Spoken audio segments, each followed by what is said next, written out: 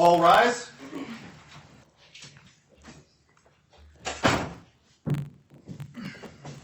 Please be seated. Give me 1 moment.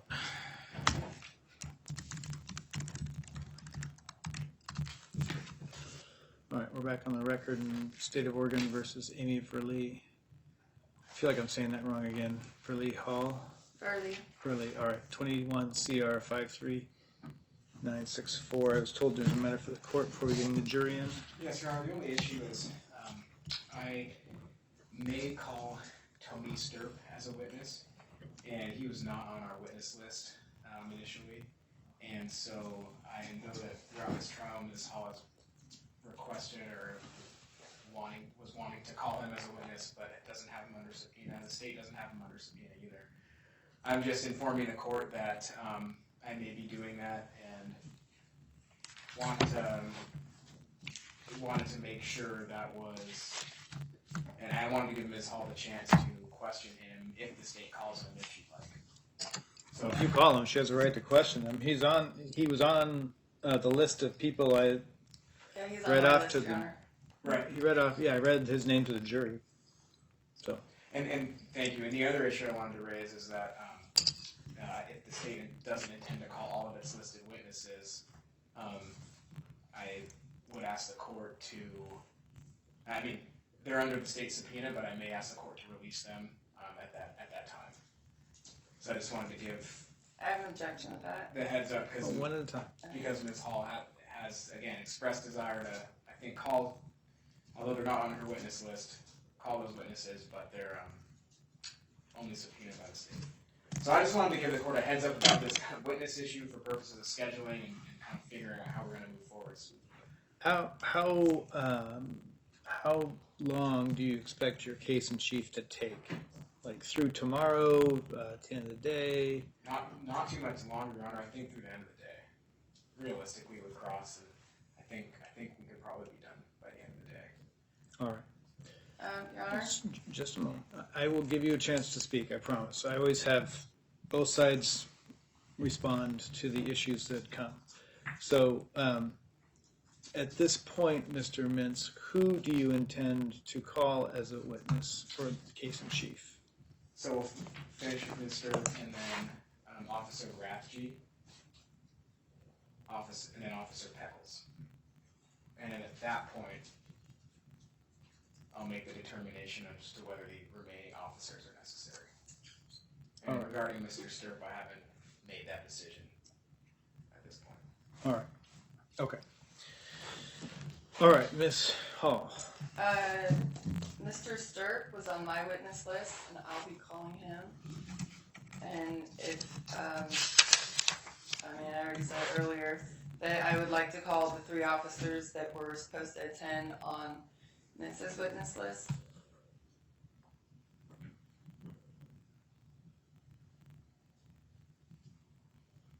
Just give me a chance to finish. I don't know if that was all your statement. I want to be able to question the witnesses on Mintz's list, the ones that I thought were going to be here. I thought if they're on the witness list, then they're going to testify, especially if they're subpoenaed. I was wholly prepared to question his witnesses on his list. Okay. So what are you asking? What is your position, or what? So here's the thing. Let me just go this way. There's, I feel like there might be some confusion about what the court's role is regarding witnesses. We put witnesses on witness lists, and I read them to the jury so that we don't end up with a situation where somebody calls a witness up on the stand and the jurors says, "Oh my gosh, I know that person. We're best friends. We do something together every week." So we want to avoid that issue, and so that's why the state lists potential witnesses. And I actually emphasized at the beginning of this case that these are potential witnesses. Witnesses listed as potential witnesses doesn't lock anybody into anything as far as calling a witness or not. It's a precautionary measure that is done to make sure we don't end up with a mistrial because of some issue with a juror. The reason why I asked about whether witnesses are subpoenaed or not is because when a person properly or lawfully subpoenas a witness to court and that person doesn't show as desired by the party who subpoenaed them, then the court has some authority to react to that, whether that's through a contempt of court that would be filed by one of the parties saying, well, I subpoenaed this person, they didn't show, and I want them to be held in contempt of court for not showing. That would get filed and the court would deal with it, react to it. If a person subpoenas a witness and then decides they're not going to call them and they're not here and they're not in court, the court doesn't have any authority over them. I can't make a party change their mind and say, no, you must call a witness or not call a witness. I can't make you call a witness. I can't make him call a witness or not. So oftentimes in trials, one person gets subpoenaed by both sides. So both sides have kind of control over that witness showing up or not. These are things that lawyers often deal with and so know something about. And so I can't make Mr. Mintz bring somebody to court and make them testify. I think Mr. Mintz has to decide whether he wants to risk what Court of Appeals judges may or may not do in a situation where somebody's pro se and is making an argument such as yourself, but I don't have authority to make Mr. Mintz bring somebody here because I think because you are asking to call that person as a witness. If the state puts somebody on the stand, you have an absolute right to cross-examine that person. If you put somebody on the stand, the state has an absolute right to cross-examine that person. But I call strikes and balls and rule the courtroom according to the rules, trial court rules. I can't, so I've already said it several times, I can't make them do that. If you subpoenaed them, you could make them come, and I can enforce them coming on your behalf. But I can't make one party do something because the other party wants them to. So I think Mr. Mintz can choose to bring them here and have them available for you to call if that's what he chooses to do. If he doesn't, then, at this point, I'm not aware of any law that requires him to do it. I'm not sure the Court of Appeals will change that someday or not, but that's up to either him or any discussions the two of you have. Or you contact the officers and ask them to come, and they may come. I don't know. But I don't have the authority to make you do something for the state or the state make do something for you. Does that make sense? Yes, sir, that makes sense. But going back to calling Tony as a witness, I had him on my witness list, so I would like to have the first opportunity to call him. Well, the state presents first. If they call him as a witness, they call him as a witness. You're free to cross-examine him. If you want to recall him as a witness, you can recall him as a witness. If you've subpoenaed him, if he's still here, and he's here, and you call him, then I'll have him take the stand. But again, I can't make him come here if he's not subpoenaed. If he's here, then I can order him to take the stand. So. One other matter, though, is I'm wondering if the state has only given jury instructions on the statutes that Deirdre is relying on for her justification. I'd like to motion the court to include a list of statutes that I'm relying on in my defense. According to the trial court rules, you're entitled and, in fact, required to make a request of the court, the jury instructions you'd like the jury to hear. And if they're warranted and appropriate, then I will give them. So you need to file your request for jury instructions.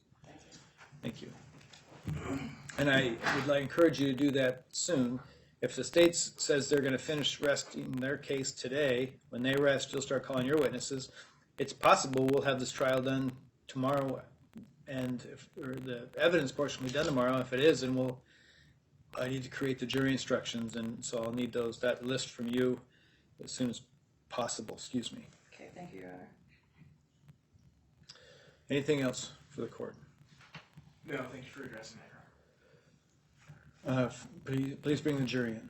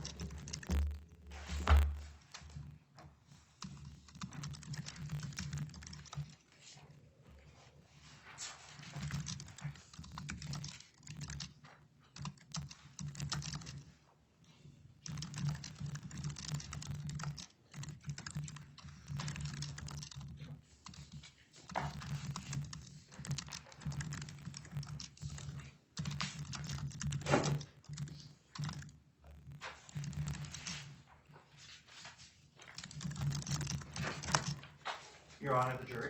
Yeah, please let him enter.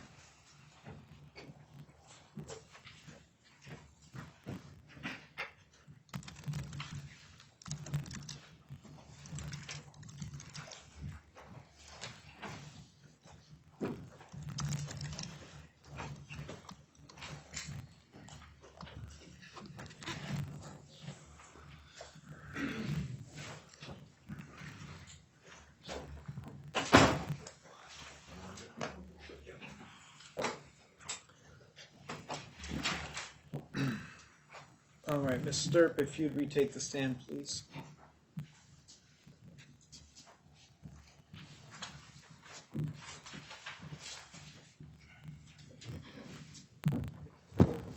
Ms. Hall, you may continue your cross-examination.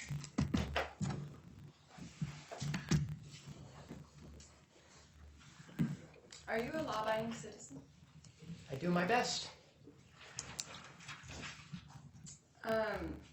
I asked you earlier if you knew what the elements were to criminal trespass. That you have to be somewhere unlawful in order to be criminally trespassing. To my understanding, if somebody asks you to leave, whether it's a residence or a business, and you do not, that's what I understand trespassing is.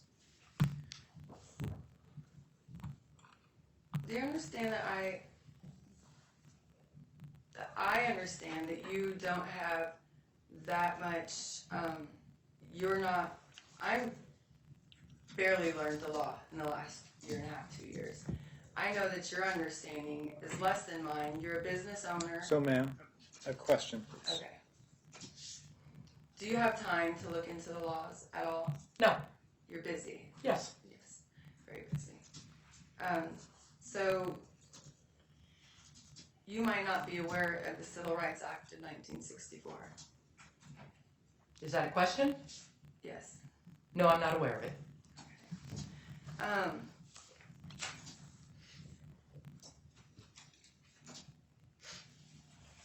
Were you aware that the Civil Rights Act of 1964 replaced the crime of trespass with the right to be served? I said in the previous question that I didn't understand what that was referring to, so no, I don't know what you're saying now. If the Civil Rights Act of 1964 confers a right to remain and be served, protected by deprivation of state action, what law or justification did you rely on to deny service? I don't rely on laws I don't know laws off the top of my head. Is that what you're asking me? What law did I don't understand your question, I guess. Is trespass a civil issue? I'm not sure. I'm not a lawyer. Were you aware that we came into your store to offer you an alternative to violence? No, that was never presented to me. Were you aware that these were in my hand? They're Not until after you identifying left. flags. Now that you're aware of them, do you still believe that we came in to cause you harm, or maybe offer you an alternative? No, my view hasn't changed because of your flyer.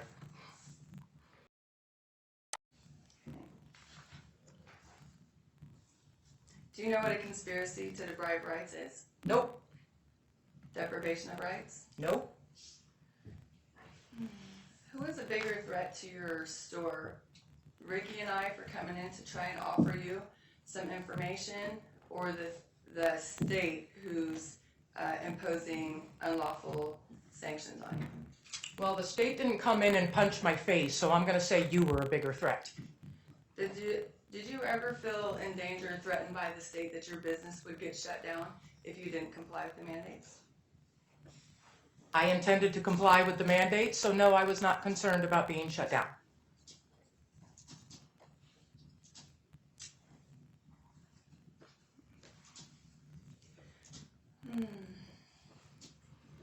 Do you remember in your interview with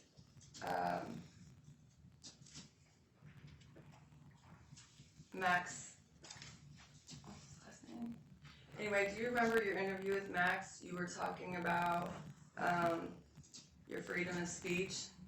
You should be able to have the right to say what you want.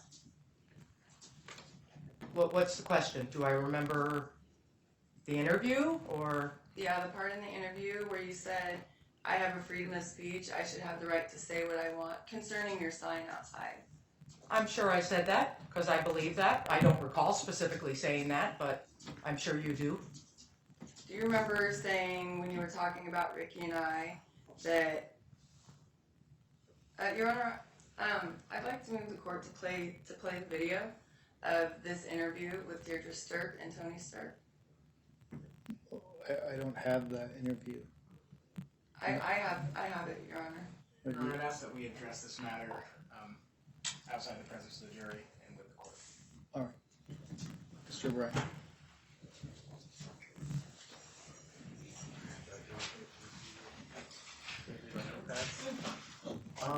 Go for it.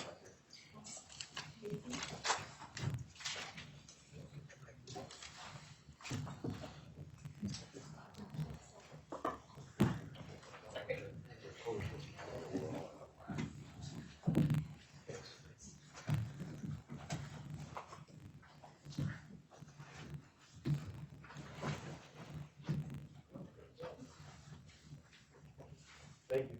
You're quite welcome.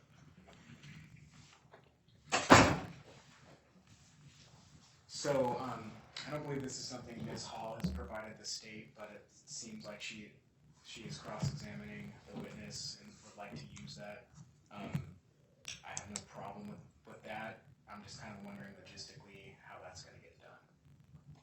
I mean, we're at the point where she's asking to try to play this, and So I don't know what this is, and I don't know what relevance it has, but that hasn't been objected to yet. But you're asking, when you ask the court to play an audio that you've never given the court, that doesn't, I don't know what to do with that. So if you have exhibits that you want to offer the court, Yes. those exhibits have to be marked. They have to be marked starting with 101, 102 through 199. They need to be identified appropriately. They need to be offered. And then just like the state identified their exhibits and they offered them, I asked your position on them. You would do the same, and I would ask the state's position on them. So did you bring anything to play these exhibits with? That since it's your presentation, you're also responsible for how you present your case. So if you bring something to play, you probably need something to play it on so that people can hear it. I can't play it on. I don't know. That's the state's items. That's their stuff. The court doesn't have any thing. The parties. I was under the impression that there's a TV available in the courtroom to view evidence. I didn't know I had to bring my own TV. I have a phone. I can play it on my phone. Well, I don't know why you'd be in the impression that this court would have all these things, because we don't. And the trial court rules don't say that we provide these things. So if the state agrees to let you play it on their devices, that's between you and the state. So first off, my issue is just if you're going to offer exhibits, you need to have them marked properly. They need to have been, if the state objects under discovery issues, then I'll deal with that. And if you offer them, then I deal with whether the state objects or doesn't object, and I make a ruling on whether they're admissible or not based on the evidence code, the trial court rules, uniform trial court rules, and the local court rules. So, so what is it you're offering? I'm offering an interview done by Deirdre Sturp 4 or 5 days after this incident that she did with the local YouTuber on their position of what happened that day. They go into full detail on what happened the day of the cookie shop and days prior, a couple weeks prior. They go into full detail. So, do you have this exhibit? I have a flash drive that has the video on it. Does it have other things besides that Yes, video? It does.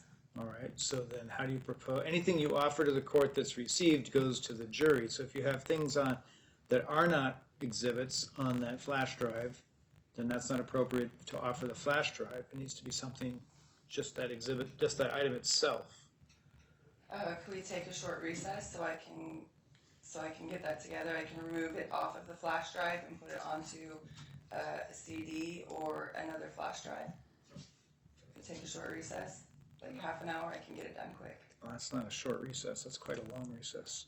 Mr. Mintz, you. And I guess I just want to be clear that I don't know exactly what she's going to be showing, and I don't want to. I may be objecting to much of what she's going to or is intending to show. So I would just want to. So have you provided a copy of this to the state? I've sent it to him through emails. I sent him the YouTube channel that it was on. It's in the discovery that he's gotten that he's received this video. So I did a quick check the other day to see if I received it. I don't believe I have, and I had, and I don't really, I'm not accustomed to checking YouTube and opening up links that she has sent me. So that's kind of the issue, but I'm happy to review it as quickly as I can, unless she can provide me a copy, and if she wants to offer it as an exhibit, and go from there. But I just want to make it clear that the state may be objecting to much of what's in there once I see it and once I can determine if I can make an objection. Ms. Hall, how much more cross-examination do you have for this witness besides this video? Well, there's also the matter of the body cam video where the. So my question is, how much more, how much longer do you intend to cross-examine this witness? I would say another hour or two. Another hour or two of cross-examination? Yes. All right. Then why don't you go into other materials and for cross at this time so that we can get the jury back in here and use their time wisely. When it comes time for our standard afternoon recess, that's usually around 3:30, 3 o'clock or so, somewhere around there. We'll take our afternoon recess, and you can take that opportunity to put your exhibit onto something that will be admissible to the court. You can provide a copy of that or direct the state to where they can view this exhibit, and then we'll deal with that. I'd rather use the jury's time right now wisely rather than having them sit in the jury room unnecessarily. You said I could just direct him to where he can see the video? Well, I said that. I don't know that that's necessarily going to be accurate, because whatever you hand to the court, the state will need to be able to review it by way of discovery. Just because it's on the line doesn't mean it's the exact same thing that's on whatever you're offering. Okay, my next line of questioning is going to have a lot to do with her statement she made to the police officer, and it's on body camera, and it's also on the flash drive. But David Mintz has a copy of the body cam footage. Can we use that while you question her? Which body cam footage? Jennifer Peckles. Yes, that's fine. I don't mind if we go out of order, and I was intending to offer that when Jennifer Peckles is on the stand. The thing is, it's not in evidence yet, so. Do you want to offer it now? We still have an issue of, I suppose, what? Sure, we can do that. It's your call. I'm not making you do anything. I'm just trying to possibly find solutions here. I'd like to find solutions too. Yeah, we can do that. And the problem here, Ms. Hall, is that you're representing yourself. You're responsible for presenting your case. I'm not here to help you. I'm not here to help him. And when you ask these questions for help, it puts the court in a very awkward place, because I'm not supposed to be helping one side or the other. Frankly, if you're not prepared to present your case, that's your peril. And so if you want to ask the state for favors, that's something you should be doing off the record, frankly, without the court being involved in it. The state are hesitant to talk to folks who aren't represented off the record because it creates perils for them. So you're creating situations here by not making sure you're up to speed on the trial court rules and procedures, and creating a situation that is frankly wasting a jury's time. So I'm been trying to accommodate this to a certain degree, but if it gets to the point where we're wasting the jury's time excessively, then I'm going to stop accommodating and just hold you to all of these rules that everybody else is held to, frankly. So, I apologize, Your Honor. I'm not trying to do this. This is why I asked for a continuance in the first place, and David was aware of that. Mr. Mintz? Yes, Mr. Mintz was aware that I've been asking for continuance, and he's like, I'm ready, let's just go, knowing that I'm not ready. I told him there are lots of things that I have to do to get prepared for this. I'm not ready. And he just adamantly objects to my continuance. This case has been pending since November of 2021. You have had time to get ready. And I depended on attorneys to help me out in the beginning, and I've been doing the rest by myself ever since. Your Honor, I'm compelled to just kind of, for the record, note that this trial was set over from October, and the presiding judge made it quite clear that this was a set over for Ms. Hall for the parties to be ready for trial. And I also want to add that these videos have been available, almost since the beginning that we're talking about here, these body camera videos. So there's been ample time. Oh, I have the body cam. Okay, What I'm saying is I I have just them want to on make it flash clear that drive. it's not the state's. Well, The state's not trying to railroad Ms. Hall in any degree. We're just trying to move forward and follow the court's direction. this case has been indicted since June of 22. Ms. Hall has been representing herself, from what I can tell from the court files, since May of 22. All of these other issues and setovers and what the presiding judge and other judges have ruled on are all on the record. I don't know why we're going through all this now. Ms. Hall, you've had ample time to be ready, and this is the time set for trial. There's no reason to set it over more than now. This case is old and needs to be tried, and so we're here for trial. My point is that I have been making attempts to get through this trial and deal with the fact that there are things that I know you don't know.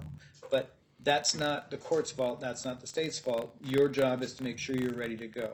So I'm going to bring the jury back in. If you wish to cross-examine this witness further, fine, you may do that. I would ask that we'll wait until our natural break to deal with, to give you time to put this interview on some separate device or whatever you need to do to make sure that it can be offered, and then the state will object or not object, however they wish.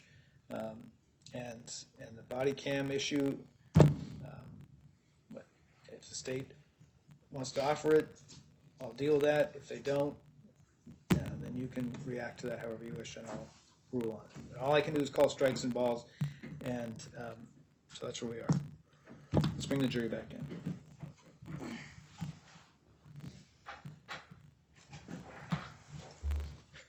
You said this. I can use the body cam. I can. So, I don't know what to tell you about that. It's not instant. It's not in evidence yet. What's to stop you from entering into evidence? It's extremely relevant. It's her. Your Honor, before the jury comes in, Ms. Hall is trying to get me to allow her to use an exhibit that's not in evidence yet, and I'm not in a position to offer an exhibit, so I'm going to turn the question to witness. Well, okay, that's your call. I'm not going to force anybody to offer anything at any given time. Can I redirect after? Can I redirect questions to her once it's offered into evidence? This is your time to cross her.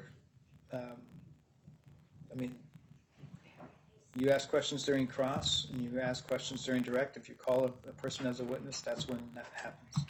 Your Honor, the jury. Please just have them stand right out there for right now. And, Okay. My name, Your Honors, I didn't realize that I would have to put all my different exhibits on different flash drives to be played singularly one at a time, or bring my own device to play my exhibits on.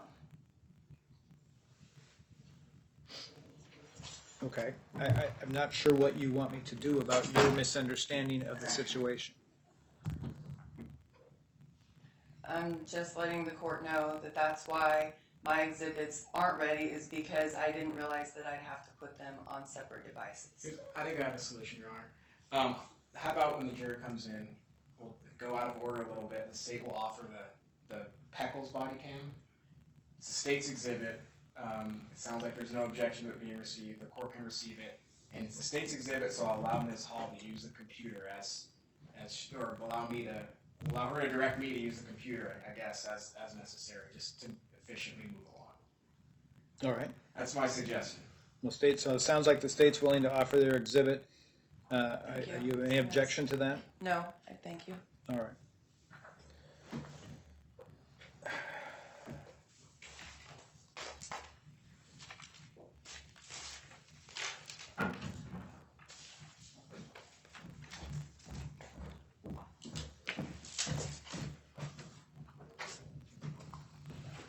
Your Honor, it's a jury. Yes, please.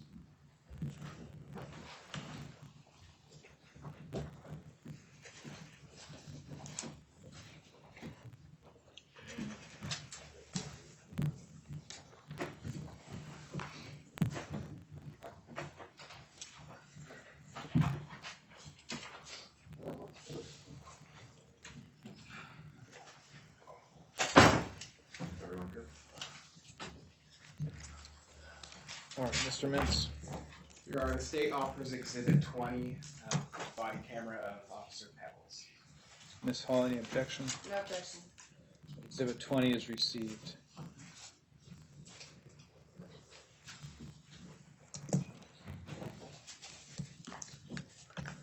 Ms. Hall?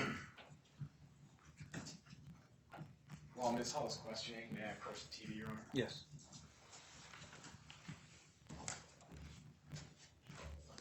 You may continue your cross-examination. Okay.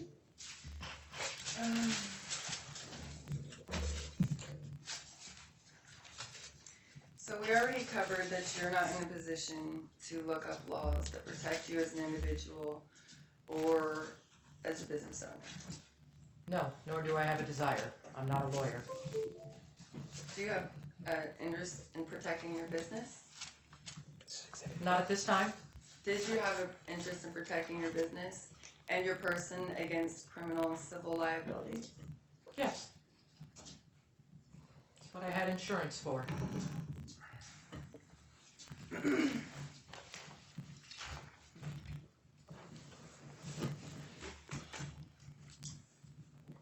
You said before, where did you say before your store location is?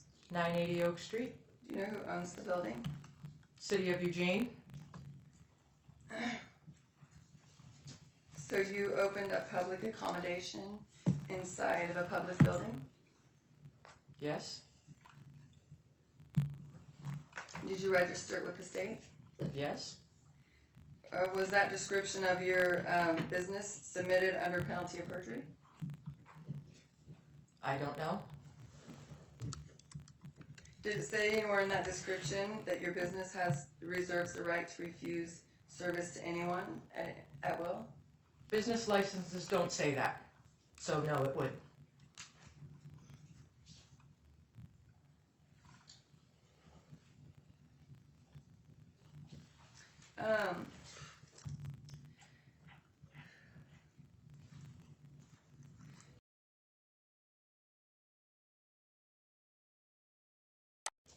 Does the state require you to force people to wear masks? Is this right? Did the state require you to require people to wear masks? That's what the state mandate was, yes. Anyone who had a business was required to enforce the mask mandate. Were you threatened with sanctions or penalties for non-compliance? Not personally, because I complied. The question wasn't did you comply, but were you threatened with penalties if you didn't comply? I was not personally threatened, but I knew of penalties if one did not comply. So it's implied that if you didn't comply, there were penalties for it. Yes, there are penalties that if you don't comply, but nobody personally threatened me with such penalties, if that's what you're asking. But there was a fear, you talked earlier about you had to do this because OSHA would come in and shut you down, they would fine you. So you had a fear that they were able to do this, and this is why you enforced the mask mandates. Yes. So would you say that the state threatening to shut you down was a bigger threat to you than Ricky and I were? The state was not threatening to shut me down ever. I don't know why you say that. If you didn't comply. Maybe not shut you down, but they would threaten you with sanctions and penalties if you didn't comply. But it's not an issue because I complied. So I was never threatened by the state. I don't know what you're trying to imply, that I was threatened by the state. I was never threatened by the state. Well, what you said, Ms. Stirp, was that you complied. Yes. There were rules to run a business, which I follow. And you were threatened with negative consequences if you didn't comply and follow. Nobody threatened me. I don't know why you keep saying that. And answered a number of times. Sustained.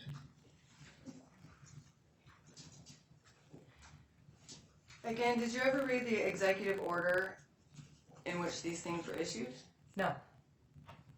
You didn't, you just unquestionably complied? Yes. And you unquestionably required other people to comply without knowing what the rules were? The rules were that you had to wear masks. That's all I knew, and that's all I was trying to enforce. Did you ever read 18 U.S.C. 245? No, I did not. Were you aware that it's one of the laws that are counterpart to the civil section of the Civil Rights Act? No, I am not. Were you aware that the Civil Rights Act in 1964 replaced the criminal trespass with the right to be served? I don't know those laws. No, sorry.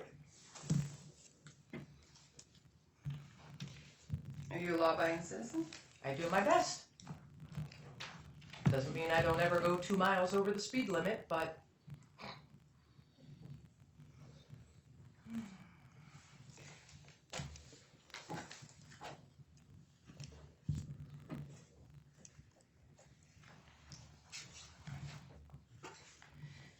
So you still maintain that Ricky and I were a bigger threat to you by coming and trying to offer you information that you readily admit that you don't know because you don't have the time to study. We were a bigger threat to you than the state threatening sanctions on you in my for laws opinion, that yes. you have not read. I'll object to that as asked and answered. Sustained. I just wanted to clarify.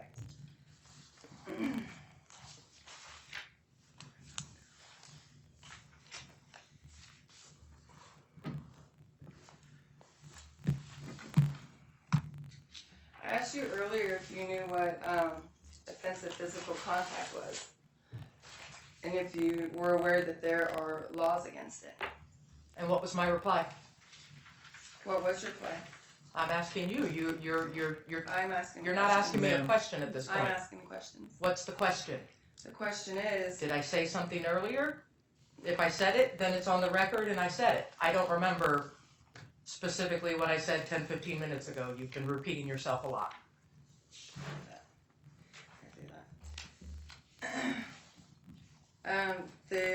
back to offensive physical contact. What about it? Do you believe that there are laws against offensive physical contact? Do I believe there are laws against offensive physical contact? Yes. I don't know.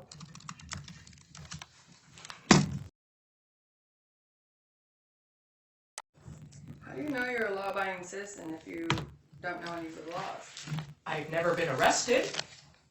I've never been thrown in jail. I have never had anything more than a minor traffic violation. I think I do pretty well at not getting in trouble with the law.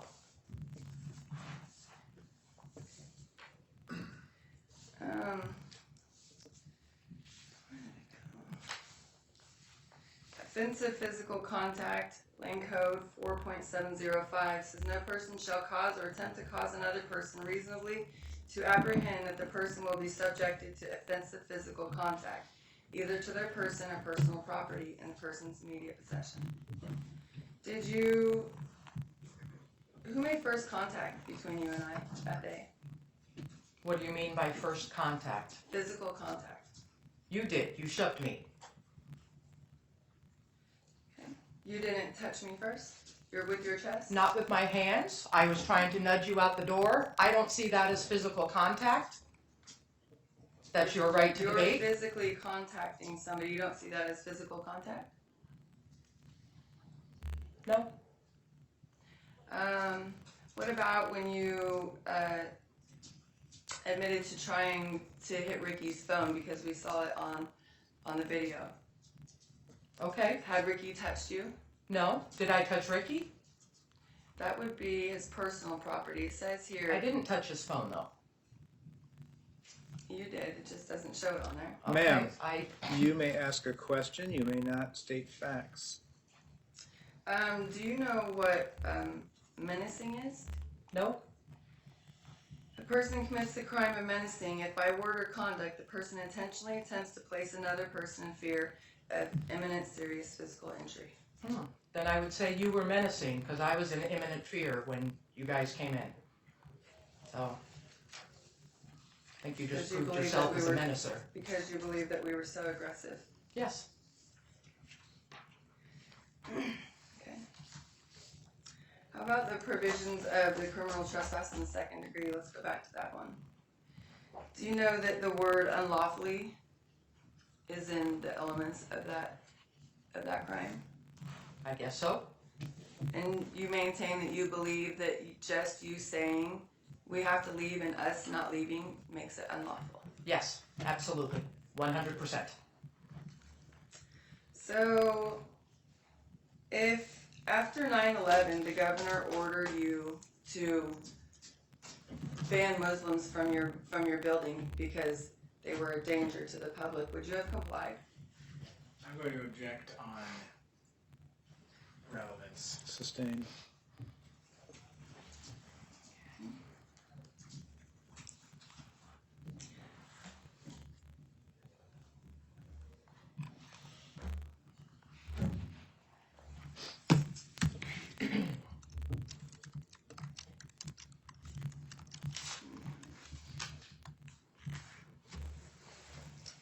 Moments.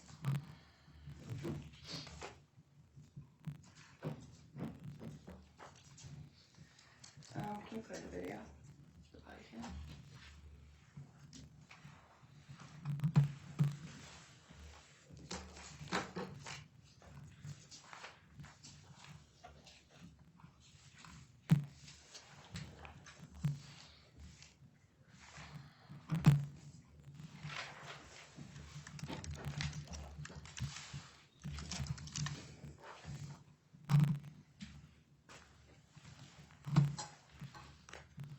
If you're asking to play the body cam video, I'm going to ask you to direct him to play which specific part of it. We're not going to play the entire body cam video for a I'd like process. to see the first, just up until Jennifer Peckles is done taking Deirdre's statement. It's about 15 minutes in. Just after she's done? It's a long body camera video. It's long footage. Right, but if it's after she's done, what's the relevant of the video to the cross-examination, I guess is No. I mean when the officer is done taking Deirdre's statement in the video. right. You want him to play the video after she's done. No. I want him to play it up until.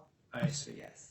So you're asking to play the video for the portion of the interview of this witness? Yes, sir. I'm happy to do that. Yeah. Case Exhibit 20, I'll start it at. If you could also just back it up, maybe to when Jennifer Peckles first pulls in.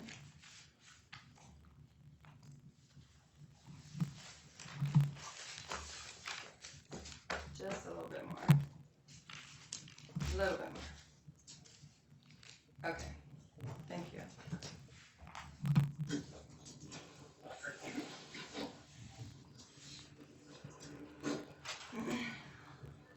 I guess I'm recording. Can you turn that up at all? Yeah.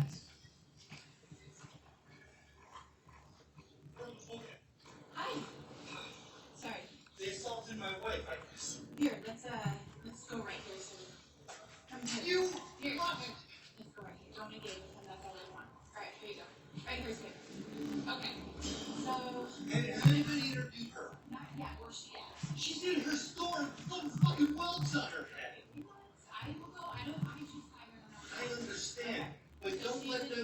you that she assaulted them. They came to our place of business with a bat and hit her.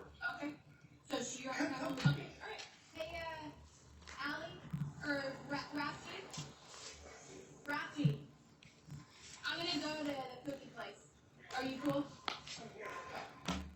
Send for real. Say that again. Do you want, I'll go to her.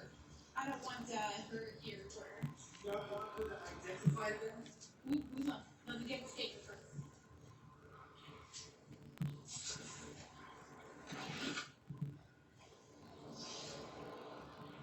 Do you guys have video cameras by chance? This whole place has video cameras. City.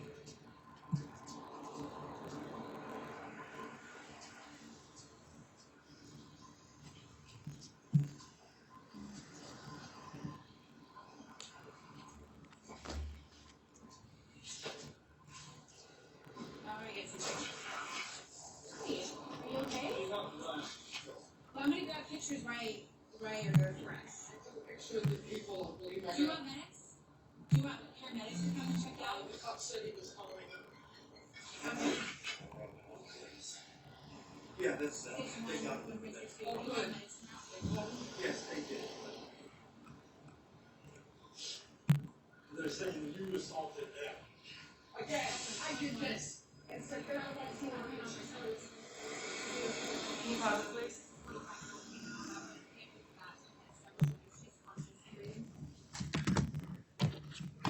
Do you remember saying that I did this and she started swinging?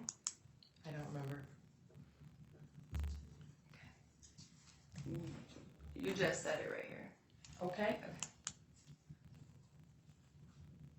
You can go ahead and play it. Let her take pictures. Yeah, I'm gonna get some pictures. Put your hair back. Show them. I will get it. I know you're mad. I would be really mad too. I'm gonna get some pictures right now, okay? And then I'm gonna do it straight on here.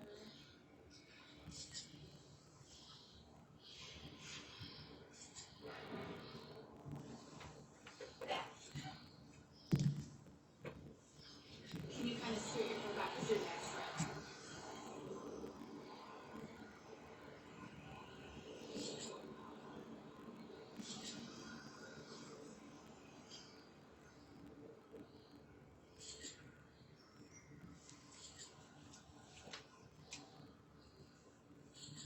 Do you have marks anywhere else on your body? Okay. I had to check. Okay. Did they just mainly? Do you remember them just striking you in the head and face area? Walk back. Yeah. So I just want you guys to know I'm recording. I know you know that. But so from start to finish, tell me what happened. Like even before they made contact. Mike, just stand right there. You just explained to Jennifer Peckles that you fought back. So do you believe that you had a right to fight back against me pushing you, but I did not have a right to fight back against you pushing your body up on me? Correct.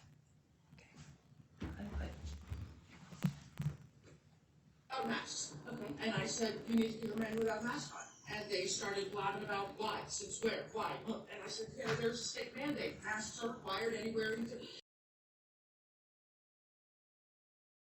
That's discrimination. And I said, okay. And from the point of a small Can I business, I have the right to refuse service to anyone. There's going to be quite a few questions if you don't mind. I can go You back have there. to wear masks, please leave. And then they said, you know what? Can you rewind it just a little bit, please? Did we ever mention discrimination? Do you remember us ever saying the word discrimination? I don't recall. And you're in the head and face area. What would please stop that? Yeah. Why would you say here that we were talking about discrimination? I We was hadn't brought it up. hyperventilating. I was in sort of shock. Mind was racing. I'm sorry if I didn't remember the events exactly as they happened. Go ahead. I know you know that, but so from start to finish, tell me what happened. Like even before they made contact with you. They walked in without masks. Okay. And I said, you need to come in without a mask on. And they started blabbing about why, since where, why. And I said, there's a state mandate. Masks are required anywhere. That's discrimination. That's just discrimination. And I said, okay, then from the point of a small business, I have the right to refuse service to anyone. You're not wearing a mask. You have to wear masks. Please leave. And then they said, do you know what trespassing is? I said, yes, you're trespassing right now. I asked you to leave my business. You did not leave my business. You are trespassing. I'll ask you again. Please leave my business. I am allowed to use reasonable force to get you to leave my business if you do not leave my business. How's that, please? And then that's when So, how did you know? What gave you the impression that you have the right to use reasonable force? I answered that question before, I believe. Could you please re-answer the question? I think I heard it from a police officer. A police officer told you that you have a right Yeah, to I'll use reasonable force. object, Your Honor. Asked him to answer It's previously. sustained. I believe the previous question was about trespassing. How did you know, what was your understanding of trespassing? And that's when you said that you heard it from a police officer. Yes. That's not So- the question I So just I asked. sustained the question, is asked and answered. You've asked this question at least 3 times. Okay. And she's like, don't you lay your hands on me, I'll hit you. And I said, I'm not touching you with my hands. I said, please get out of my business.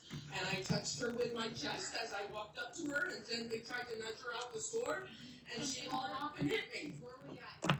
Right in front of the Pause it, right please. around where that sign. So did I push you or did I haul off and hit you?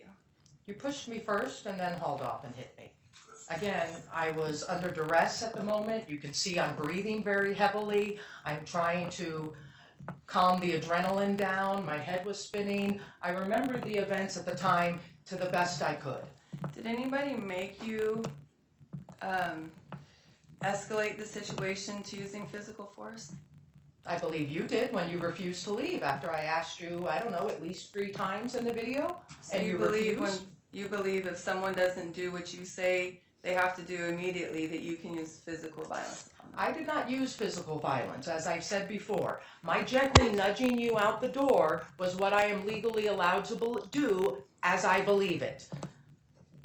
You started the force when you shoved me back and then beat the crap out of me. My nudging you with my hands did not consider me- constitute you All right, punching hang my on. face. Hang on. Do you So, consider Ms. me? Hall, Yes. Ms. Hall, please wait. What we're doing is recorded. If the 2 of you speak over each other, the recording is not any good. So, Ms. Hall, please wait for Ms. Stirp to finish her answer before you ask the next question. Ms. Stirp, please wait for her to finish her question before you answer the question. Yes, sir.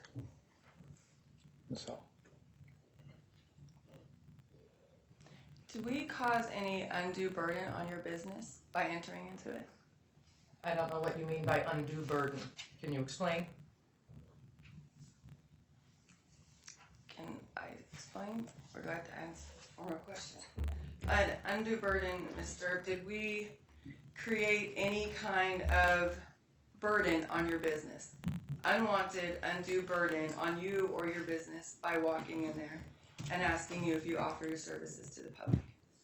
By coming in and not wearing masks, you immediately put me under a stressful situation, so yes, I would cause that undue burden. Yet you told Max that he could come in and take off his mask, that you guys weren't requiring masks. Because we invited him in. You were not invited in. You came in without masks and wouldn't put them on when I asked. I was open to the public at this time. I had customers possibly coming and going. Do you know what prejudice is and bias? Yes? So you excluded us without even knowing us from your business. As you just said, you invited him in. You didn't invite us in, but the door was wide open. When businesses open, the masks were required.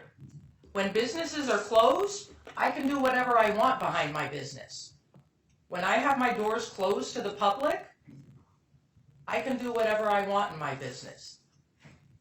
How did you get this impression? Did you read the laws on? I'm a business owner for 11 years. That's how I know this. But COVID had just started happening for a year and a half? So we covered earlier that you haven't read any of the executive orders, and that you just, how was it again that you said that where you got your justification to excluding people without masks? I'm sorry, I don't understand your question. You said you were the reason. What was the reason you're justified in excluding people from your business that aren't wearing masks? Because the state told you to. Businesses that are open for business are required to enforce the mask mandate. I believe I've answered this question several times. What exactly are you asking? I'll redirect in a minute. You can go ahead and play that. Maybe. Right, okay. And then I grabbed my baseball bat and I said, once again, I'm allowed to use reasonable force. I am asking you to leave. And that's when the two of them charged at me, and she started swinging. He had a camera. I was ready to Can you tap pause, with my please? baseball bat. I did not. You said right there that him and I charged at you. Did my feet even move once I started talking to you? Seemed like it. That's what I saw. You saw me coming at you, not you coming at me? After I nudged you and you shoved me and I got the baseball bat, yes, it looks like you and Mr. Collin were coming at me. Okay, please play. My baseball bat at anyone. I did not hit anyone with the baseball bat. He grabbed it away from me. The two of them were punching. She and I tussled a little. I was fighting for my life. Did they have anything out, weapons, objects? I did not see any weapons. Did they take the bat? Yes, they And they did. took the bat, you have the bat. Okay, it's your bat. Can I grab some water? Absolutely, yeah. We have minutes coming, okay? Can you pause it, please? So you say you didn't see any objects or weapons in my hands. You never noticed the flyers? Not at the time, no. But you eventually saw them laying on your floor? Yes, after all of this. Did you ever offer those to the police as evidence? No. But you I knew I was I being, don't remember. I may have. But you knew There I were a was few being- of them laying around. I'm sure one of them got handed to an officer.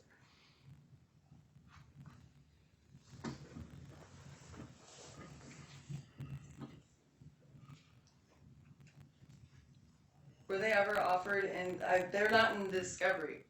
So did you ever notify the police officers that there were actually objects in my hands? No, I didn't. I didn't see flyers as relevant. But you knew I was being charged in this case, and that there was evidence on your floor. You didn't turn the evidence over to the police? I didn't know you were charged until, what, minutes later, and well after you were, I didn't know the flyers were on the floor. I did not know they were evidence. Nobody asked me about evidence. I don't know if I gave one to the cop. I'm thinking I did. There were a couple of them crumpled up on the floor after everything was over. Okay, play the video, please. Handcuffs coming. I have handcuffs. I want them arrested. I don't want them to walk away after this. Yeah, that's This not is right. assault. This isn't a shoving match. Look at them. They Okay. please. Okay. So what's your last name? Hello, brother. Stirp, S-T-I-R-P-E. S-T-I-R-P? Okay. P-E-E-P-E. Oh, T-E. Okay. And what's your first name? Deirdre, D-E-I-R-D-R-E. That's okay. Yeah. What's your middle name, Deidre? Jillian, G-I-L-L-I-A-N. Jillian? Oh, Jillian. Okay. What's your birthday? 32470. And what's a good address for you? 1650 Olive Alley. What's a good phone number for you? 541-505-1631. Can you say the last four? 1631. That's okay. You don't have to apologize. Okay, so I'm gonna recap what you told me, so you don't have to do more talking. You're just in there, running your business, a male and a female walk in without a mask, and you say you need to have a mask. And they rebut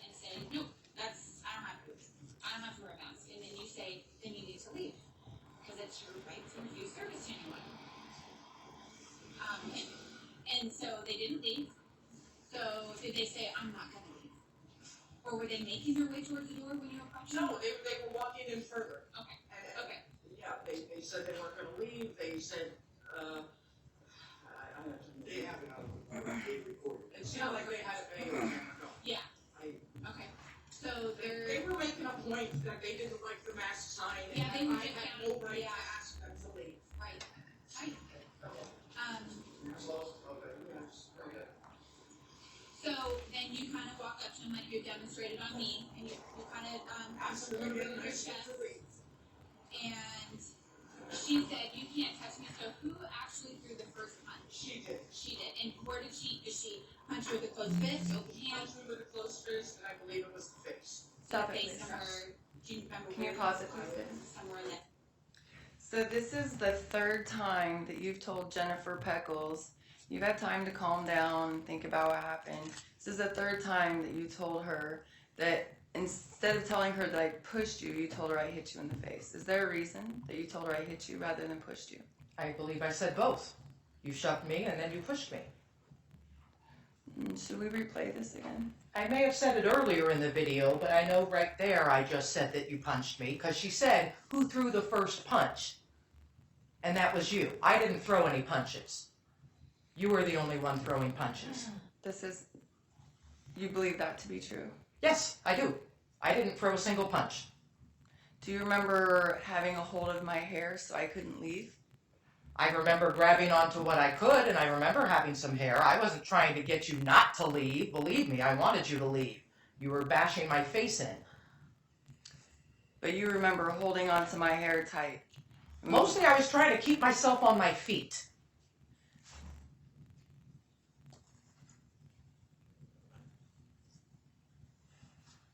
Do you remember me trying to get out of your store, trying to pull away from you? No, not at all.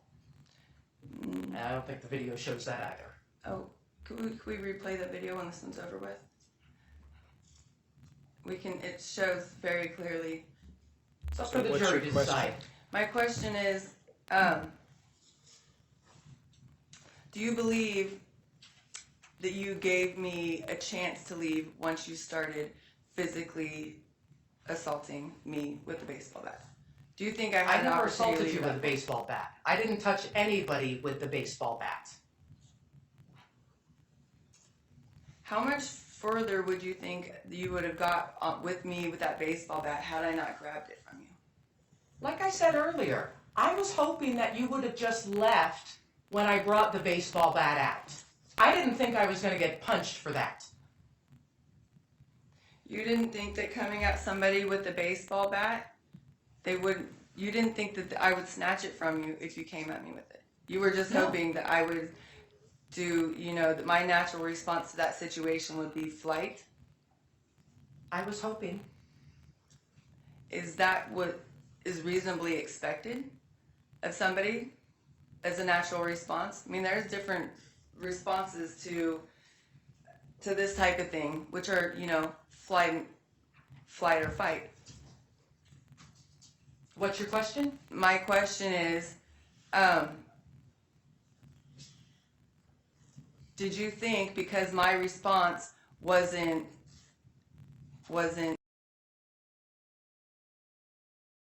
to flight that you had the justification to assault me, to come at me with the baseball bat? Because my response wasn't to flight, that you had every justification to continue to come at me with the baseball bat. This is a long run-on sentence. I'm not sure what the question is she's asking. Could you be a little more concise? What are you trying to get me to say?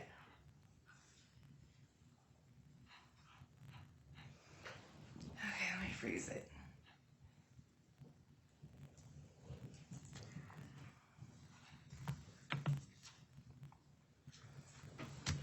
So you believe because my response wasn't to take flight and leave because you told me to, that you were justified in enacting violence upon me with your baseball bat because I didn't flight? Because I never didn't- enacted any violence. I did not start the violence. So, no, because your question is irrelevant. You said in your Mr. Girl, let's finish watching this first.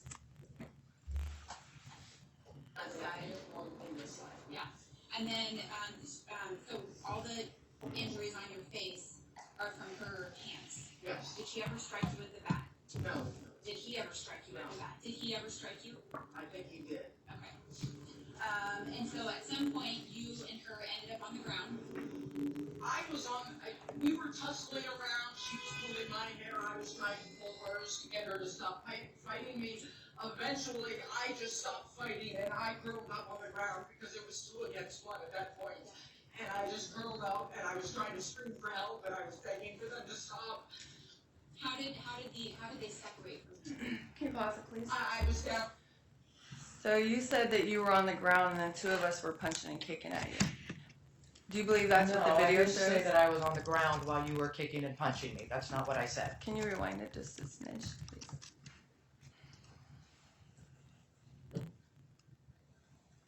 Up on the ground. We were tussling around. She was pulling my hair. I was trying to pull hers to get her to stop fighting me. Eventually, I just stopped fighting and I curled up on the ground because it was 2 against 1 at that point. And I just curled up and I was trying to scream for help. Was it, you said it was 2 against 1 at that point. You curled up in the ball and just stopped because it was 2 against 1. But you recognize that Ricky wasn't even in the store. He was outside filming. How do you consider that being 2 against 1? It started out as 2 against 1. That's how I mean it was 2 against 1. Please play the video. Stop. How did they separate from you? I was right there, curled up in a ball. Okay. And she eventually left and I shut the door and I was trying to call my husband and then I was trying to call 911 and at that time the door was shut. And were you right here? I wasn't. Not here. I just. Okay. And can you something else I was at. Can you describe the two for me? You got okay. I gave a description. Guy was about 5'11", girl was about 5'7". He was kind of skinny. She was a little bit stockier. She had long hair, longer than mine. Probably about the They same look color. familiar? That's them.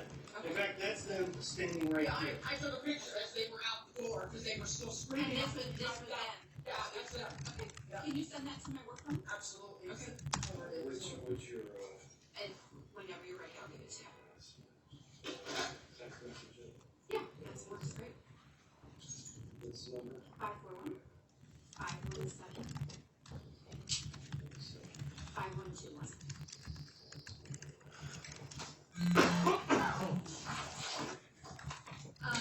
What were they saying when they were beating you up, or when they were ganging up on you? Just shit about the, not having the right to mask law.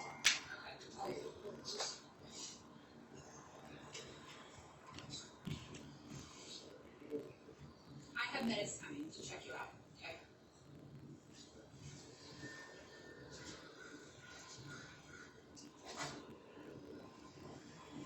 Okay, got it. And you don't have video cameras in the store, No, but they are all out here, or somewhere. Yeah.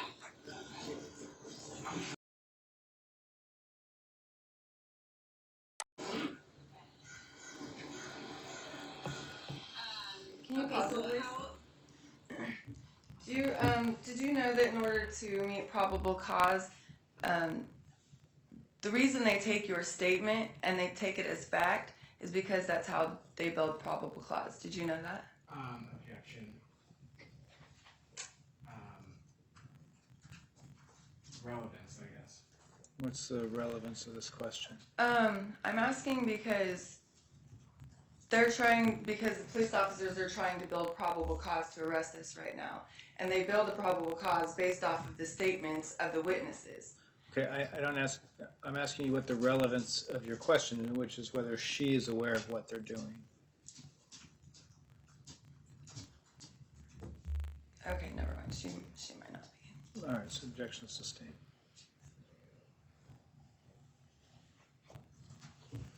yeah, you've got welts on your head, your cheek, got marks on your neck. What's your pain level like right now? 7 or 8. Okay. would you say that it's like what type of pain is it? Throbbing pain. Throbbing pain at this point. This. Does it hurt to touch it? Yes. Did at your lips? Did they break your inside busted your lips at all? I don't see any blood around your mouth, but what's this blood from? I'll get a picture of that too. Then I think my share of that. Yeah, absolutely. How many times do you think they struck you in your head? Knocks on my face, I don't know, 4 or 5. Hi. She was struck in the head multiple times, and it sounds like it was just this head. Okay. I thought initially it was a baseball bat, so she just wants to be evaluated. Yeah. You're right. So you're in sometimes. Have you moved there? And haven't.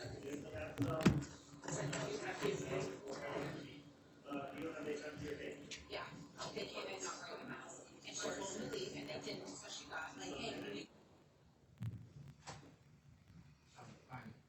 Your Honor, I'm pausing the exhibit at this point. I don't know if a question is coming or not. No, not just yet. Well, that's the end of the officer's contact with Miss Stirp. No, there's like 5 more minutes. All right, let's jump ahead to edit. she started doing it. Yeah. Oh, it is? So when you had chest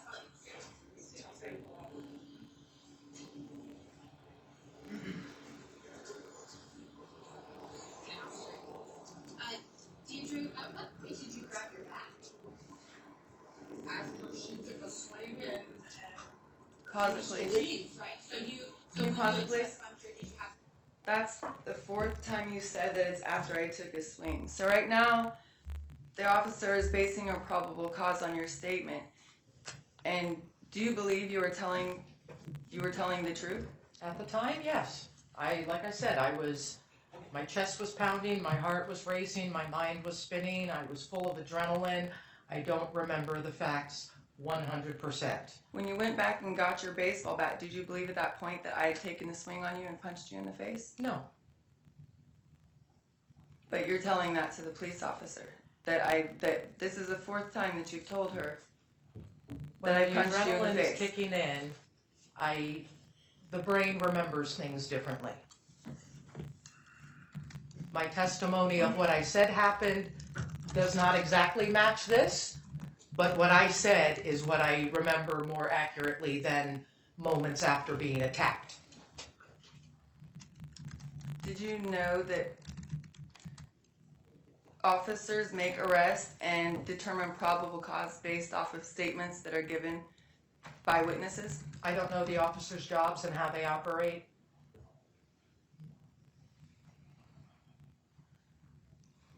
Okay, good. it was like pulled that out after that, but they still would not leave.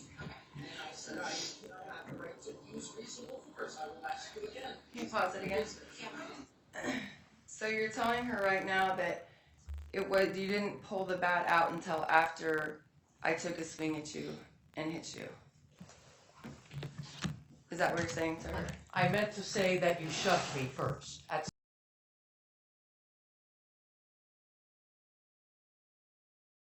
some point, I'm sure I mentioned that. Let's see. Can you play it some more, please? That's what's going to take charge of that and grab that out of my hand. Can you pause again, please?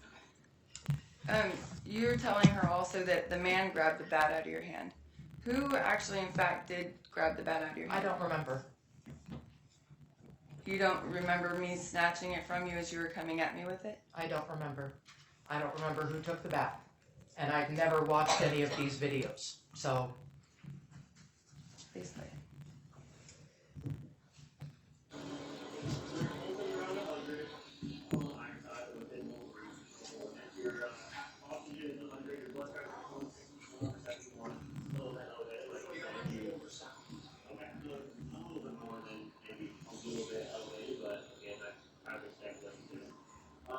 Definitely have some lump on your face, on your head. If you're not any blood there, you don't pay aspirate or anything like that.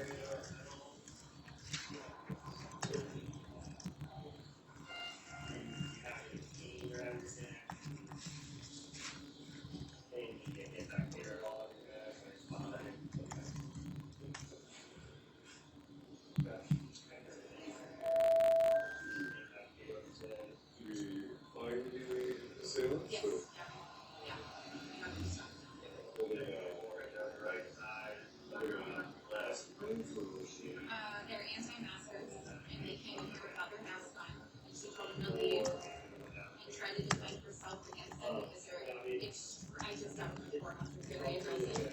And then her but ultimately it's her business and she must make it.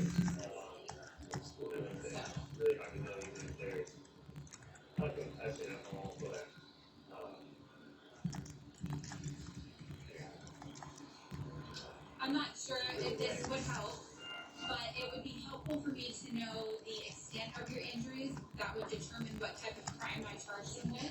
There's different levels of assault. And if they were both hitting you and you have significant injuries or some type of concussion or maybe even possibly something more serious, it obviously increases the crime I charged him with. Okay. Okay. Would you like to go by ambulance, or would you like to go where you let your husband say? I have to call it, so you have one here now. I'll have to deal with it.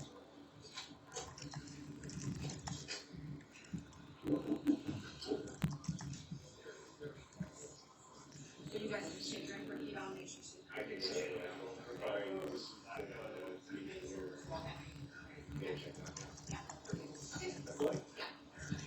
What was your last name? Same last name? Same last name. What's your first name? Again, pausing it, I think the statements are. What was that?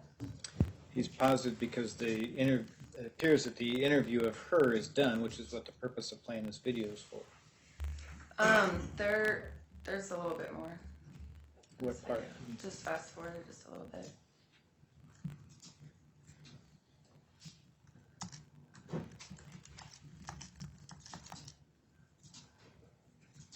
Yeah, back up just a little bit.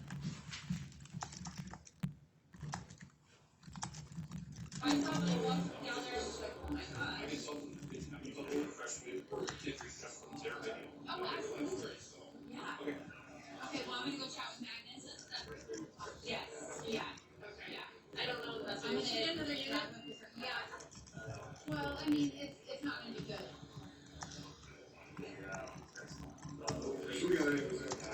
Okay. Okay. And I have the picture, and you identified the people in the picture as the people who assaulted you. Okay. I am so sorry this happened. This is terrible. I'm gonna go deal with them. And there will likely be. I just want to.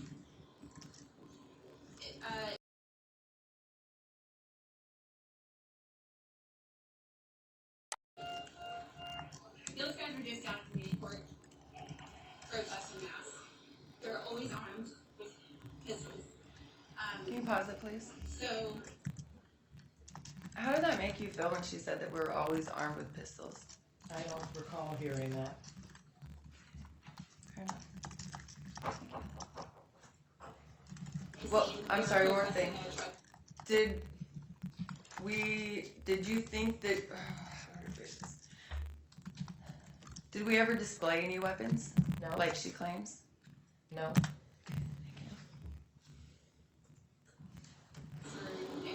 From a couple years ago. So they're very rowdy people. They're very confrontational people.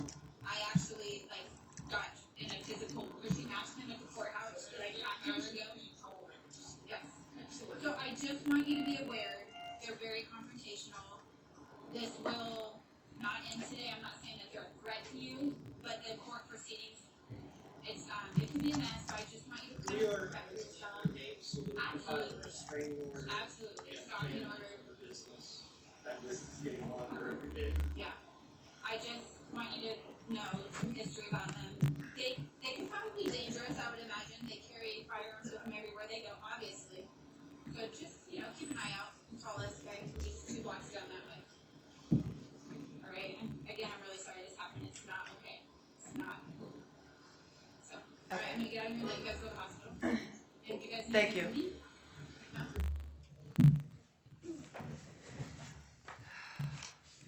Do you feel like you put yourself at undue risk by taking it to a physical level to remove this from your store rather than calling the police? I don't believe I was the one who took it to a physical level. You did. But in hindsight, if you're asking, could I have done things differently? Maybe. Could you have? Definitely.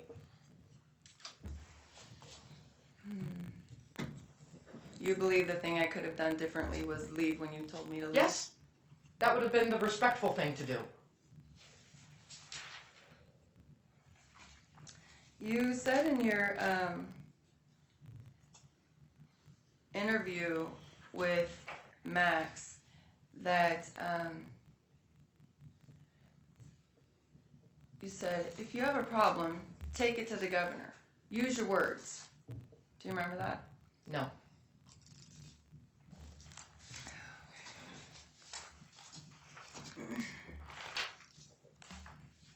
I have a direct quote here written down.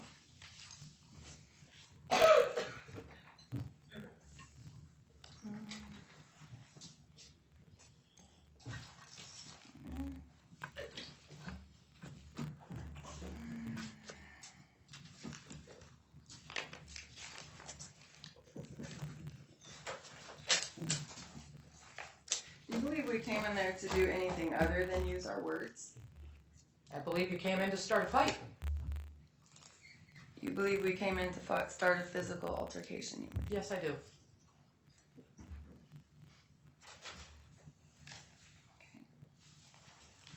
You maintain. Have you watched any of our videos on YouTube? No, I haven't. Seen a couple of yours on TikTok, though. You're very nice to the judges. Was there a question? You haven't seen any of our videos? No. So you would have no way of knowing if, without watching them or looking, what our track record of our conduct is. Why would I be interested in what you choose to post online? Why would you assume that we came in to be violent? Because you were belligerent as soon as you walked in the door and were refusing to leave when I asked you politely. So, you seem By like violent, refusing and by dangerous not people. leaving the moment you told us to leave, that's your interpretation of refuse? No, not the first moment. I believe I asked you 3 or 4 times at least to leave, and that's when it got ugly. So if it was just, nothing happened after one time asking. I asked to ask you repeatedly, over and over, to please leave my business, and you refused. And you told me I had no right to do so, which is incorrect. I have the right to ask you to leave my business. I can refuse service to anyone.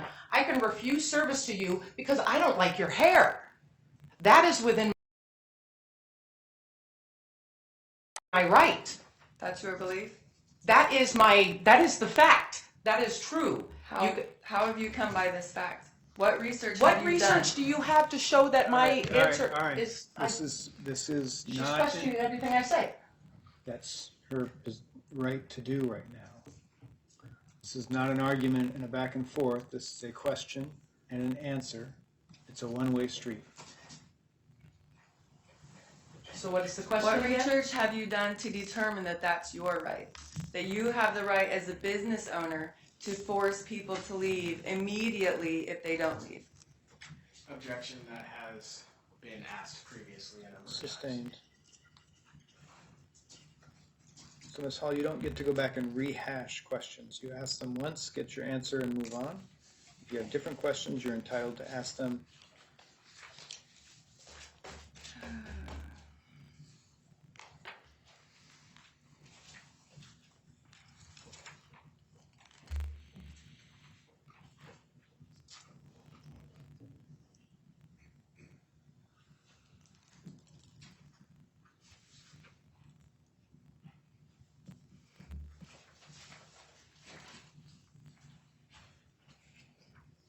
And you haven't looked up any of the laws that are being presented today personally? You've asked that question several times. The answer is still no.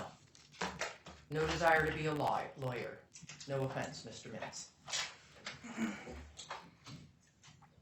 Do you think that's why I have all these laws and documents in front of me, because I desire to be a lawyer?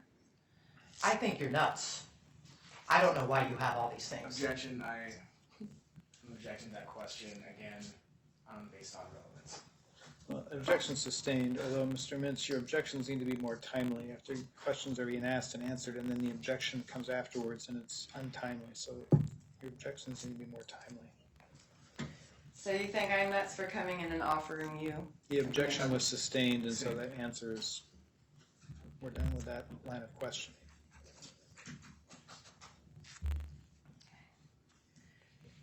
You don't think it's unreasonable for a business owner to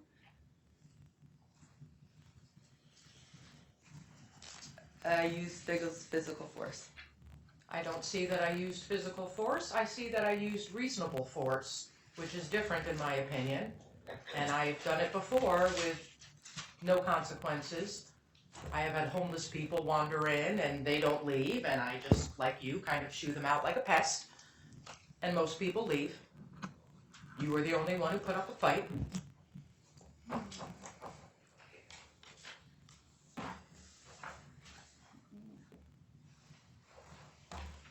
So,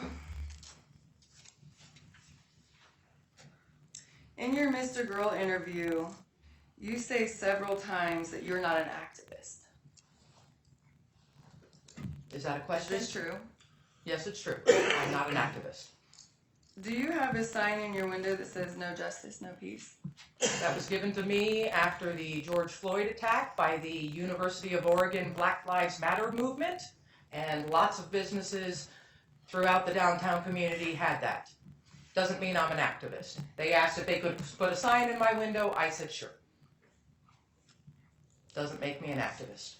But yes, I have a sign in my window. Did your sign outside of your cookie store say, because of the unvaccinated, masks are required again?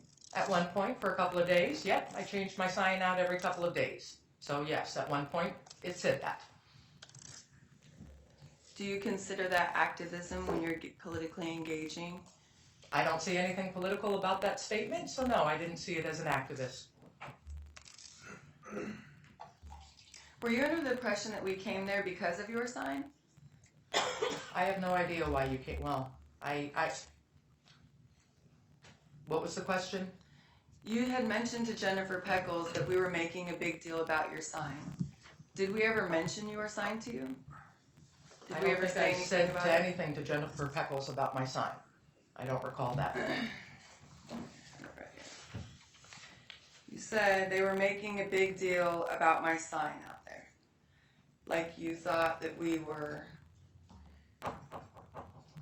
there because of your sign. I don't know.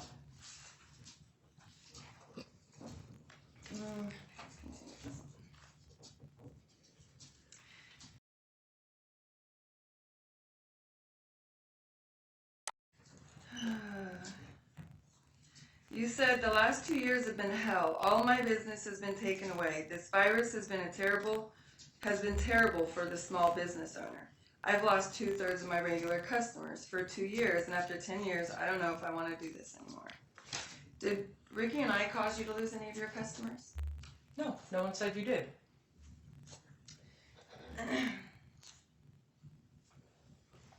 So would you say that who was the bigger threat to your business, Ricky and I, or COVID and the COVID mandates? Objection. For relevance on that, I don't see why it's relevant. Who's the bigger threat? It's sustained.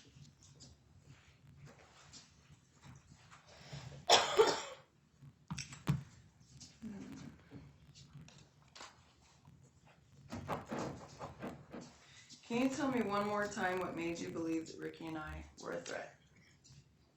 I believe I said it several times. You came in angry and kind of boisterous, and your body language, and just you seemed very confrontational. And again, when you wouldn't leave, when I asked, I knew you were up to no good.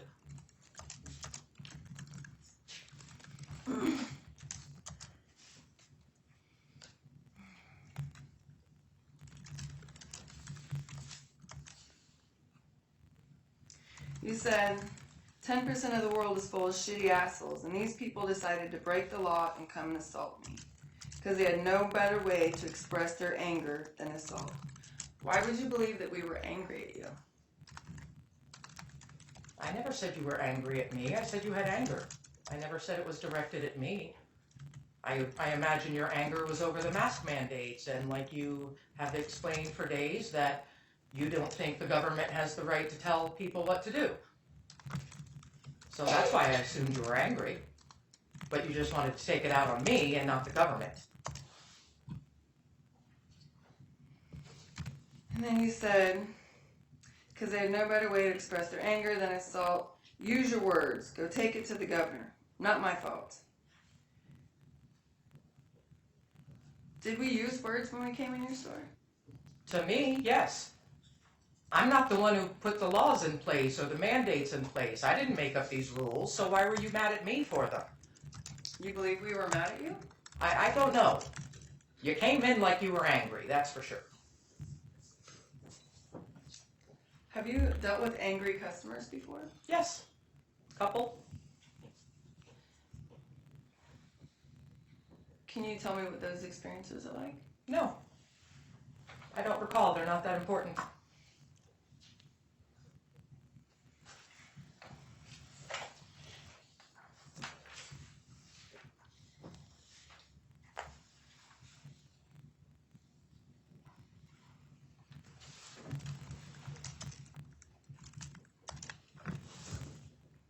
Do you ever remember somebody coming into your store and confronting you about a way somebody answered the telephone from your business? Sorry, what was the question? I'm gonna object on relevance. Sustained.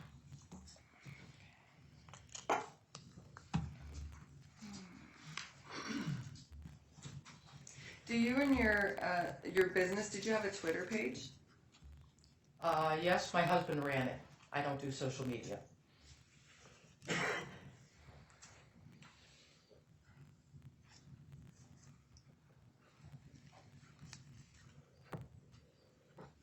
You said in this interview, Max says, "How are you doing?" You say, "Beat up, bruised, sore, overwhelmed, irritated."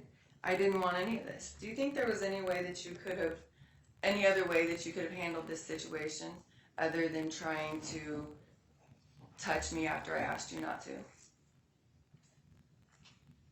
Is there a way you could have left the store when I asked you to?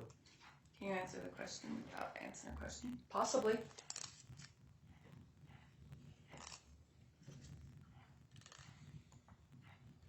So looking back, you can see that it's not good business practices to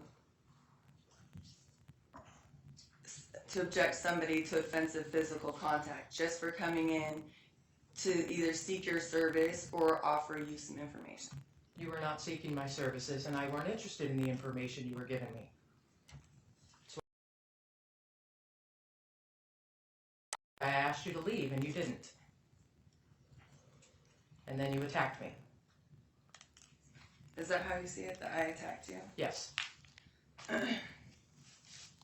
Have you ever been in a physical confrontation before, a fight? No.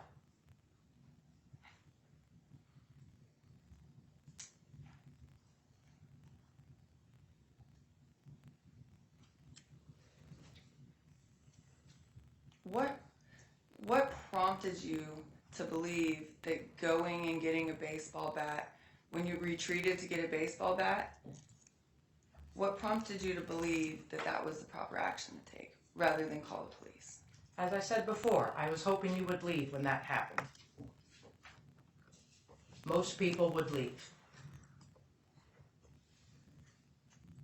And because I didn't leave, you believe you had the right to, Pull out a baseball bat? Yes. rather than the telephone. Yes. I didn't use the baseball bat. Do you know how long we were in your store? Did we stand there arguing, saying, "Oh, we're not leaving, we're not going anywhere. We're not going to leave your store"? Did we do any of that? Or were we just citing laws and your misunderstanding of the law? Did we at any time say, "We're not going to leave," and start screaming at you? I believe you were telling me I had no right to ask you to leave, which to me was ridiculous. That you would even think that I can't ask you to leave. Yes, I can. It's my business. And when somebody asks you to leave their business, you leave it. Otherwise, it's called trespassing. I believe you know that. Is trespassing a civil or criminal matter? That I don't know. I'm not a lawyer. Do you believe that that just because you say you're trespassing, that means a person's trespassing? I don't believe my saying it makes it true. I believe that that's kind of the definition of trespassing. In the video you said, I said to leave, I said you're trespassing, so you're trespassing. Please leave my business. Is this what you said? If you say so.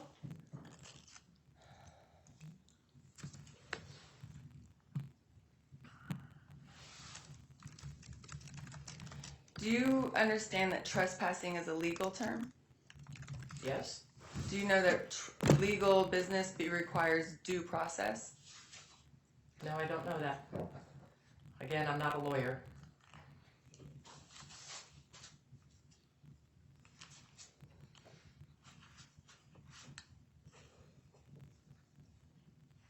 Do you regret any of this happening? I regret a lot of things. Do you? I'm not the one who was arrested.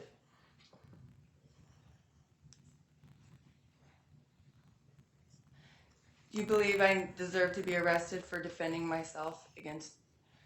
Yes, I do. And I believe you deserve to go to jail for that.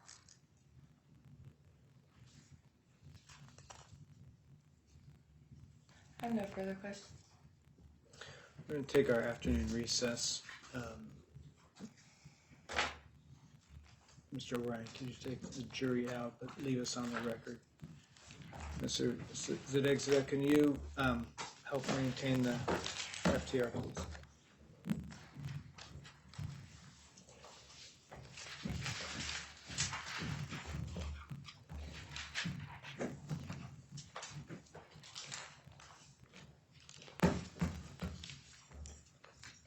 This may be a little bit longer break than usual, so just I won't get you back here in 10 minutes, so just settle in.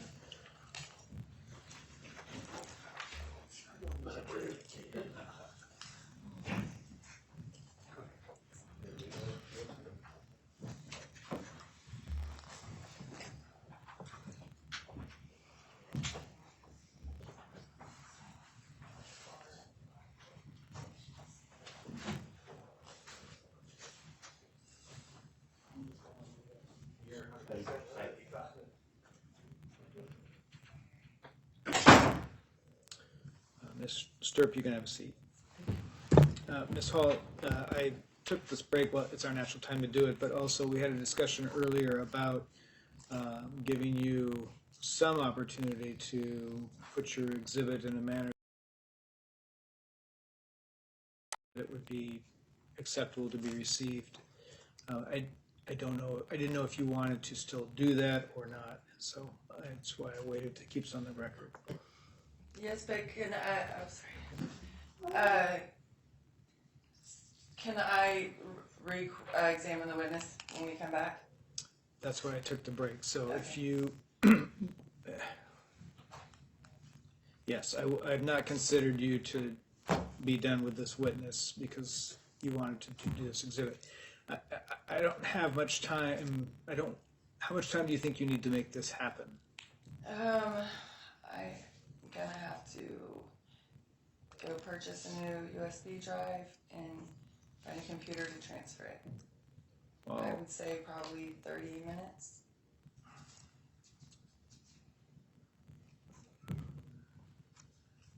it's well, how long is this? What's the relevance? What are you offering this interview for?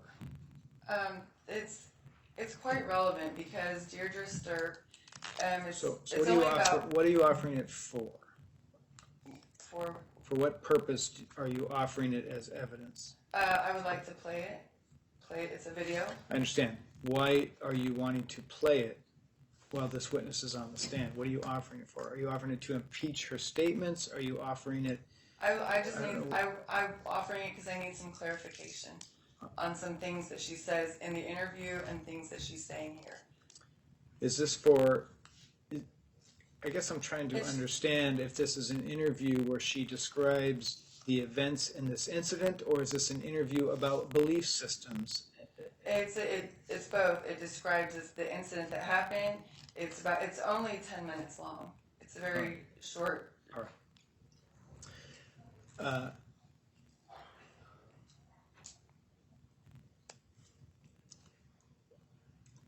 30 minutes is a long time, and it also doesn't sound like enough time for you to do what you want to do. I don't. When you say you're going to a store and find a computer, There's no, not a computer. I have a computer. I just need to go get a flash drive and put the flash drive or the thing on the flash drive, the video on the flash drive. Mr. Mintz. I mean, I'm only saying because it looked like you were going to stand. If you don't have there input, was that's ample time to compare this, and I can see how it, based on how she's describing it, it could be relevant for cross-examination. well, if it's a witness's statements about the incident Yeah. itself, then that's one thing. I didn't want it if it were just. We've had a ton of questions and answers here that have nothing to do with this case. The state hasn't objected. I'm sure they have a reason for that, but I want to make sure that this court, keeps us on track where we're at. So you have 30 minutes. You need to be back here inside of 30 minutes, and keep in mind that whatever you have, you need to show to the state as well. Okay. We're recessed.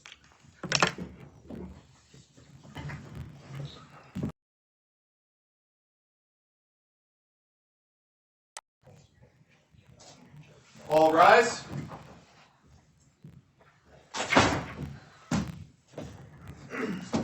Please be seated. All right, we are back on the record in 21 CR 53964. Ms. Hall, you ready to proceed? Yes, sir. Yes, Your Honor. All right. Any matters for the court before we begin? Your Honor, Ms. Hall has just provided this flash drive. I just like a brief couple of minutes to review it. Not very much time at all, and then we can get started. Review, what is it you're reviewing? I believe it's an interview that was discussed that she'll be using to play to Right. question the witness.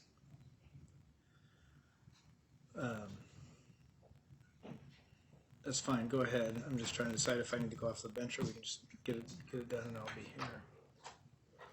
You play.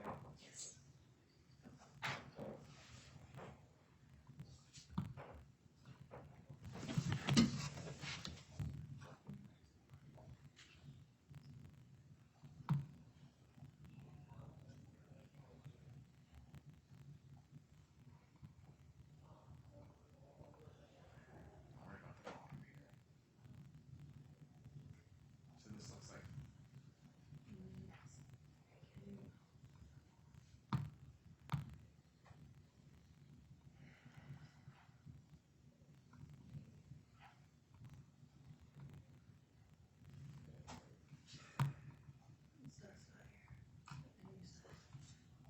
okay, so I don't object to you playing, questioning her about the witness's statements, but the other statements I don't believe are admissible or relevant. So, are you intending to play those Okay, what? statements of other people besides the witness? She's. What do you mean, like the question she's asking her? So, Your Honor, here's the issue. I think there's an interview video that Ms. Hall would like to use to question, cross-examine the witness. In that interview, I think there are other people who are interviewed as well besides the witness who's being questioned, and I'm objecting in advance to those statements being played or elicited, given that they're hearsay. So I'll ask the question I asked earlier, and I don't know if I got an answer to it, but Ms. Hall, what are you offering this? You're offering the interview in its entirety, is that correct? For Miss Sturp, I just need her part of the interview. Well, but does this first off, let's be clear. What exhibit number is this exhibit? Exhibit 2. Well, your exhibits they start with 101 and go through 199. So, Oh, it'll be 102. I have one here that I haven't put in. all right, on and record it's yet. on a thumb drive. It's on a disk. It's on a thumb drive.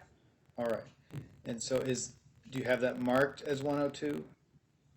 No, I just got back in the courtroom with it. I'll do that right So to be clear, we're dealing with Exhibit 102, which is some recorded interview of Ms. Stirp. Second question is, what are you offering? Are you planning to offer this interview in its entirety into evidence? I'm trying to understand what it is you're wanting to do. Yes, I would like to enter the entire interview as evidence. All right, and what are you offering it for? For just some clarifications on some of the things she said here today, and So are you offering it to impeach her as a prior inconsistent statement? Yes. All right. Mr. Mintz. So my concern is that if we offer the... So a concern doesn't tell me So if I I- can object or not. Right. So I object to the admission of the entire interview. If there are statements that do not include the statements of Ms. Stirp, because the purpose at this point is cross-examining Ms. Stirp on potential prior inconsistent statements. So the rules require for impeachment for prior inconsistent statement is that you first ask the witness about the statement. If they admit the statement is true, then there's no inconsistent statement to be offered. Otherwise, you can impeach the witness with an inconsistent statement. That doesn't authorize the offering of a complete interview or the whole dialogue of a complete statement. If there's a particular statement that's inconsistent, then you can play the inconsistent statement and ask her about it. That's not offering into evidence as substantive evidence. So there's a difference between offering evidence substantively and impeaching. It sounds to me like what you're asking to do is to impeach the witness with prior statements. Is that correct? Because just an interview, he's objecting to this as hearsay. It's an out-of-court statement. It's not, unless you're offering it for impeachment, I don't know what the relevance of it is for. And if you are offering it for impeachment, that doesn't get the whole interview in. If she says something in there that you've asked her about, and she's either denied it or doesn't remember it, and you play that statement and then ask her about it, then you can do that. Or if you break down the interview into pieces that you offer for impeachment, that may or may not be acceptable. But his objection to the offering of the interview in its entirety is sustained. So if you want to ask her.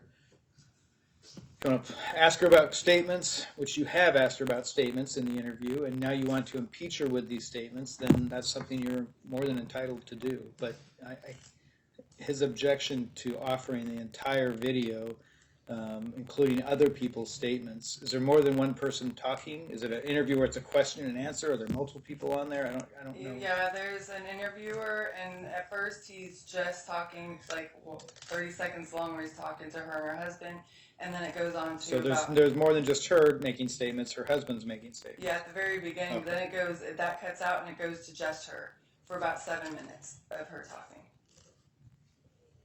about things that I've already asked her before, and I would just like to. Right, but if you've asked her before, again, are they inconsistent? Is her statements inconsistent with the video? Yes. All right, well then, like I said, you can impeach her with those statements, but the offering of that video in its entirety, that objection is sustained. And I just want to raise, I'm in complete agreement with the court. I don't object to her impeaching a witness with any prior inconsistent statements. I just want to make sure that it's that it's limited to that, and I guess we'll just have to see how that goes. I'm just concerned because there's more contents on the. Well, I've already ordered. You're not going to play parts of the video that aren't her speaking. Right, I won't.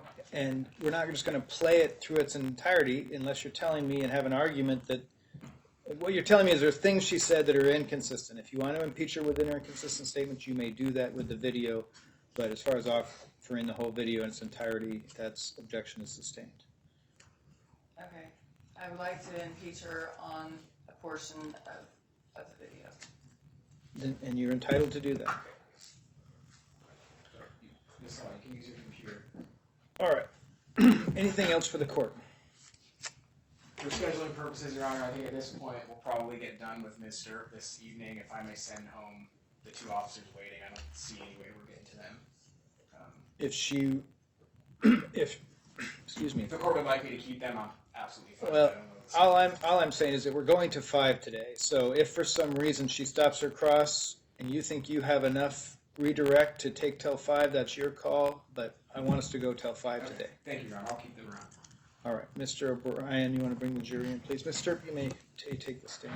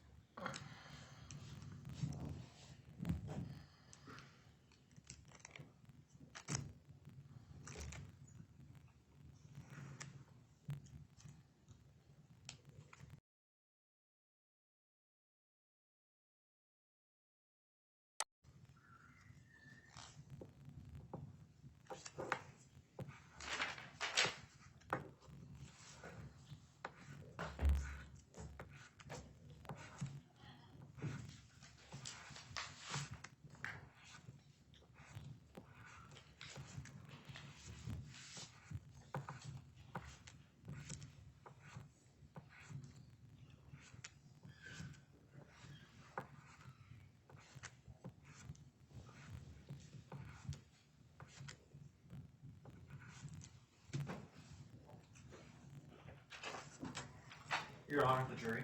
Yeah, please let him in.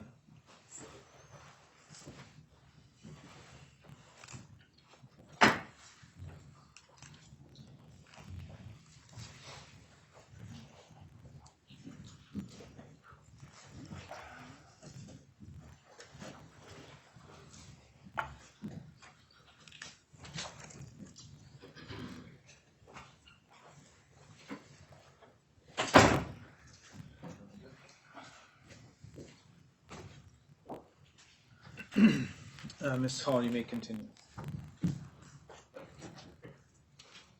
I'd like to introduce into evidence exhibit 102. I'm objecting to that. And 102 is not received as per our discussion we just have. Again, Ms. Hall, you are permitted to use it to impeach if you wish, but the exhibit itself is not received.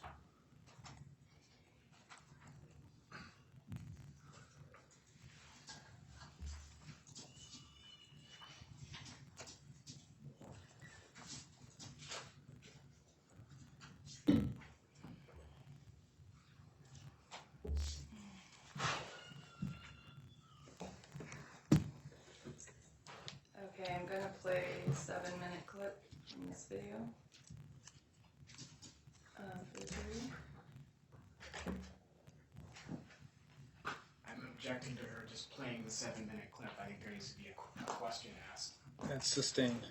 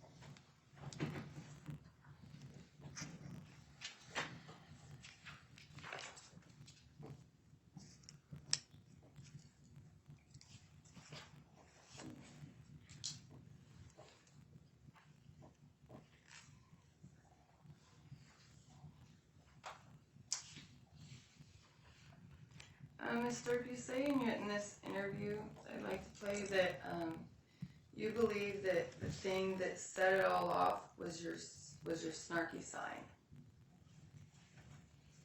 Okay. Do you believe that? Again, do you believe that we came there because of your snarky sign? I don't Objection. know. That has been asked and answered, I believe. Sustained.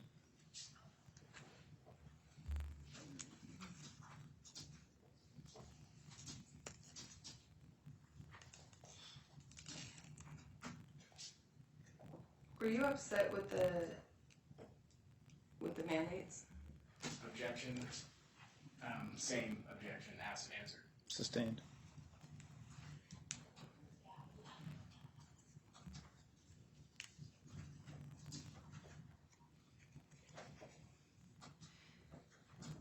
Do you think that your snarky sign tapped into a well of rage and paranoia? No. Do you remember saying it's the divisiveness and anger that's been going on for eons, and this is just another thing that's pissing people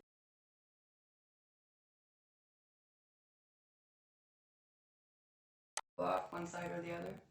I don't remember saying that, but I didn't see the video and it was a long time ago, so I don't remember the interview very much. May I play part of this to remind her? Yes.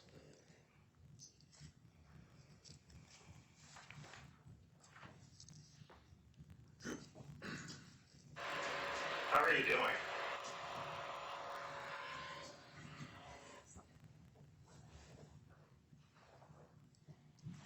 So you can play the audio, Miss Hall. I don't know why you're facing it towards the jury. Oh, I didn't. Oh, sorry. Is it their video you're attempting to show them? Because right now you're just impeaching her for her statements, right? So all we need is her statements. I've been better. Yeah. My morale's beat to hell. What's your morale like, man? Terrible. I just wanted to come and make cookies, that's all. I'm 51 years old, and we've been doing this for 10 years. I don't make a ton of money. I am never going to retire doing this. I do it because I love it. I come here every day and I make cookies because I love it. And my morale sucks. The last 2 years have been hell. All of my business has been taken away. This virus has been terrible for the small business owner. I lost 2/3 of my regular customers for 2 years. Did Ricky and I cause you to lose any customers? I answered that question before. I said no. Did you get a lot of publicity after this happened? This incident on November 3rd? Yeah, it made the news and went viral on the internet. So yeah, we got some publicity because of it. And you make pretty good profits afterwards also? No, we had a good month after that happened, and then it went back to regular pandemic business. So, as a business owner who just wanted to come in and make cookies, why would you get involved in controversy that would bring, get involved in something that would bring controversy to your store if you just wanted to make cookies? I didn't believe I was doing anything to intentionally cause controversy. You didn't believe that your snarky sign would cause controversy? No. Most people thought it was funny. Most people agreed with it. I got not so much support from my regulars and the community over my sign, so I liked it.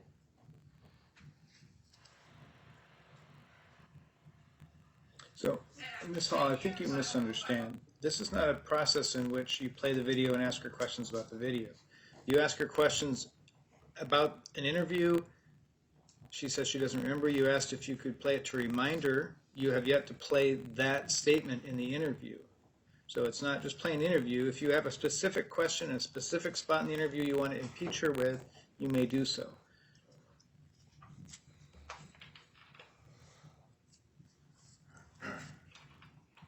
What was the objection against playing the whole video for the jury? I've ruled on the objection. I've ruled on the objection. You've offered this to impeach Miss Stirp. I have yet to hear you do that, so I'm not going to have you go through the interview and ask her questions as you walk through an interview that's not been offered into evidence. You are entitled to impeach her with her statements. You may do so.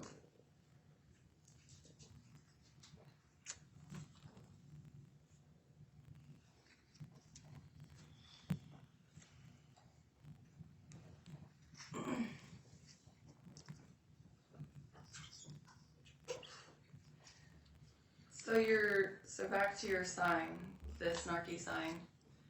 Which one?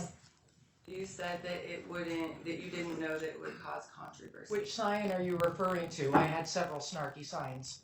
The one that says because of the unvaccinated, the one that gathered you the news attention? I don't know which one it was. There were a few signs.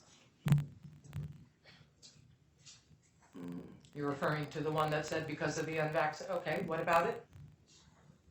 You didn't think that one would cause controversy? I just answered that question. I said no.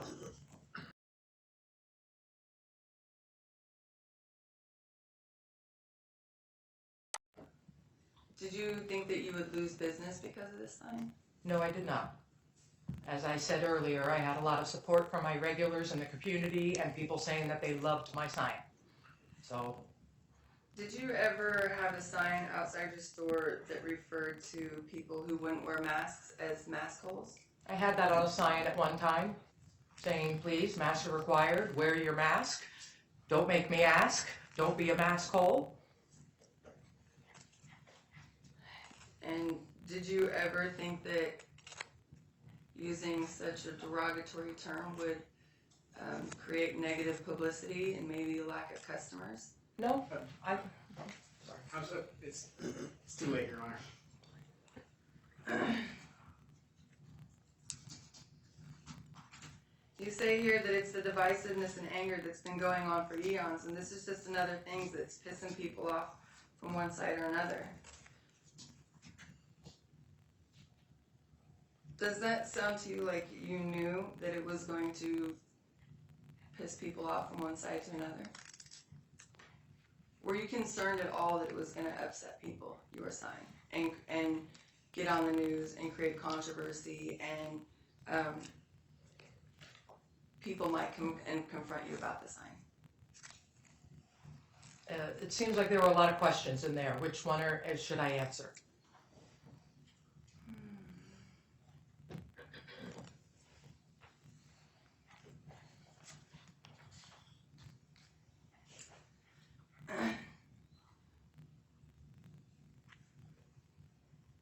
So as someone who just wants to come into her store to make cookies, do you believe that your sign struck a nerve within the community? And Not from anyone who said anything to me. So, That question has been asked and answered in a slightly different form, but essentially the same question has been. it's sustained as to asked and answered. This is not relevant, frankly. you were asked, do you regret politically engaging with this at all? And you said, it was all stupid. I don't regret thinking it and feeling it, but yeah, in hindsight, yes. Maybe a lot of things were done wrong. I certainly didn't break any laws doing what I did wrong, but I made some dumb choices, and I regret any of this. I didn't want any of this attention. Objection, that was not a question. I'm getting to the question. well, then ask it. Do you remember saying that? Just, yeah, roughly. So you didn't think when you put your sign out front that you were going to get any of the attention that you didn't want? Not So, be- objection. I think this line of inquiry about the sign has been exhausted at this point. Essentially the same question has been asked over and over again. The witnesses. So asked and answered is sustained. And you were asked if you could do it all over again, what you would do. And you said I might have been a little less snarky. Is that true? Maybe.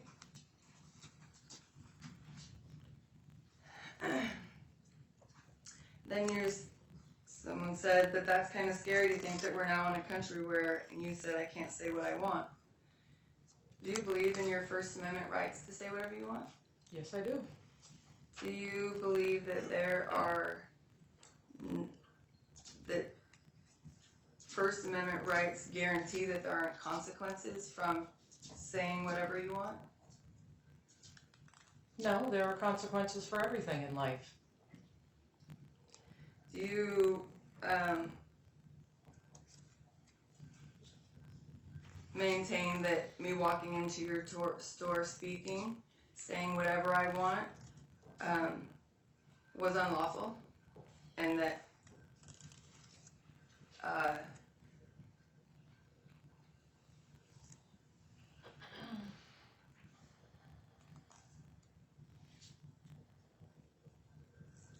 would object to that question as asked and answered. Did you finish your question? it's fine. It's fine. All right. Sounds like she's going to rephrase. I'm gonna rephrase.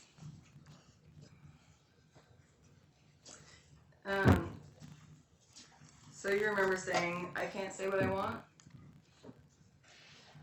And I shouldn't have had to, but I mean, in hindsight, yes. But at the time, it's a stupid little sign. If it offends you, don't go into your store. Weren't you worried about offending potential customers? No.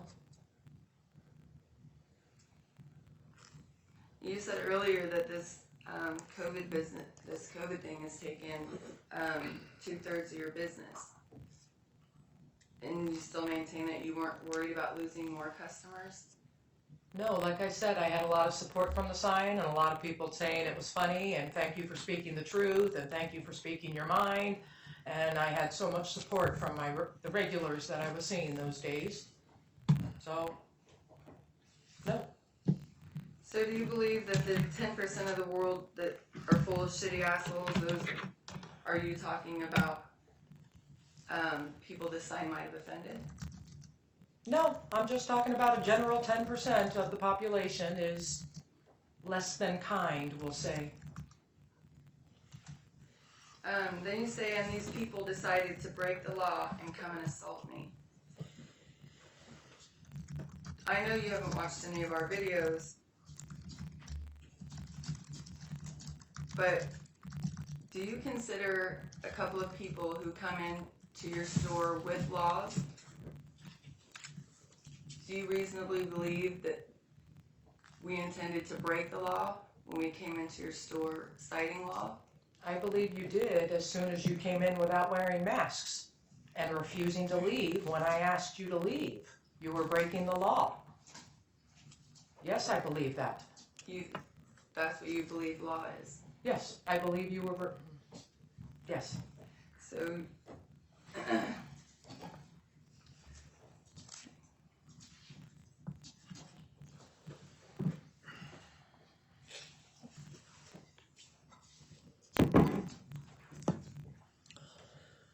would you say that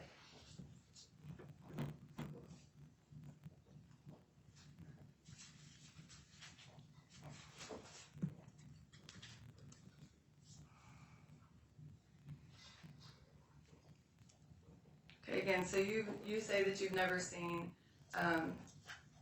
mine and Ricky's videos, and that you believe that we came in to break the law and assault you. And then you said, take it to the governor. Did you know that Ricky and I learned the law so that we could take it to the governor? Objection. Relevance and Sustained.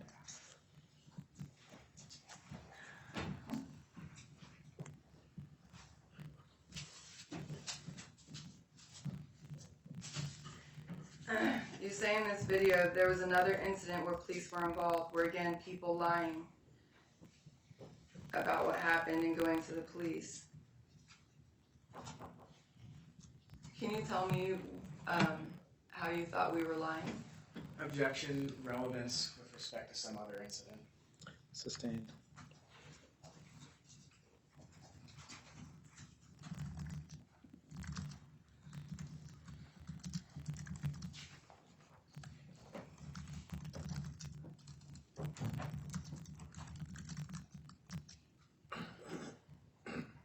Were you ever confronted about your sign? Not in a negative way. Did you receive a lot of phone bombings because of your sign? I don't answer the phone calls for the business. My husband does that. But yes, we received a lot of phone calls. Do you think you handled those phone calls well? Objection, Your Honor. The witness has no knowledge of these phone calls. She said she doesn't answer them. Sustained.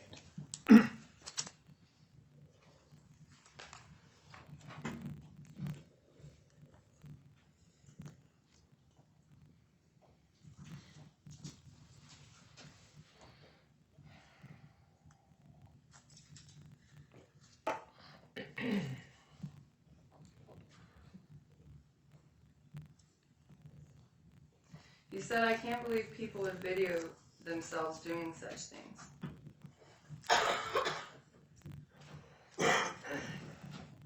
Do you know very many people that would record themselves going into a business to assault a business owner? Objection, relevance. Sustained.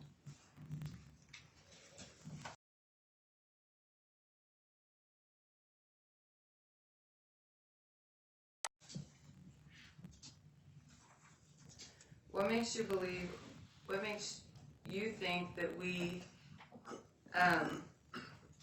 intended to go in there and film ourselves doing this? Objection, asked and answer, and relevance. Sustained.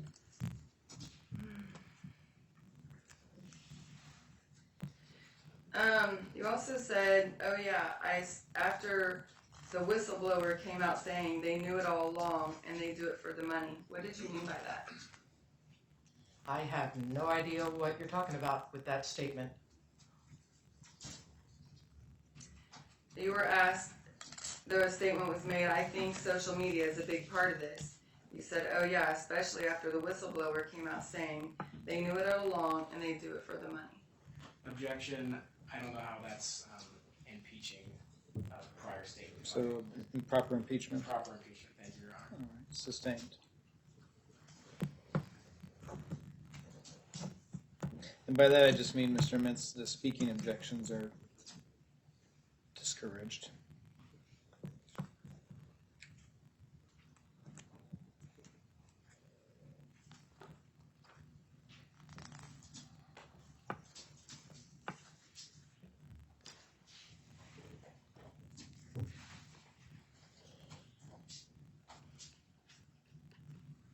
You said, I'm not an activist 3 times in this interview. What do you consider an activist? Objection, relevance. Sustained.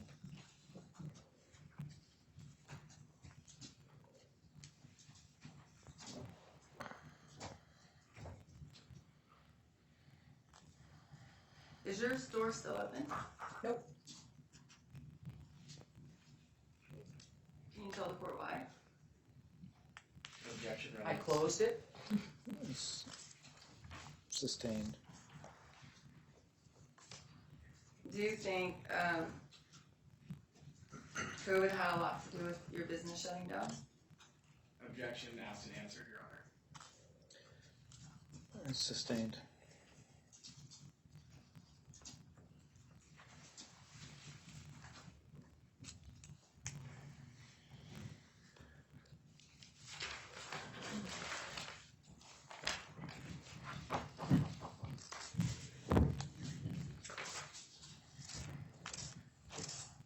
Have you ever read the Eugene County Code? No. So you don't know the laws in your city? Not by word for word, no.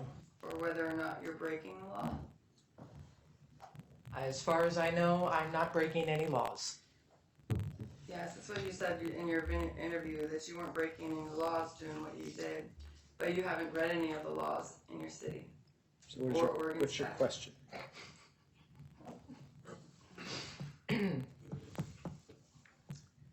Have you read the Oregon Constitution? No.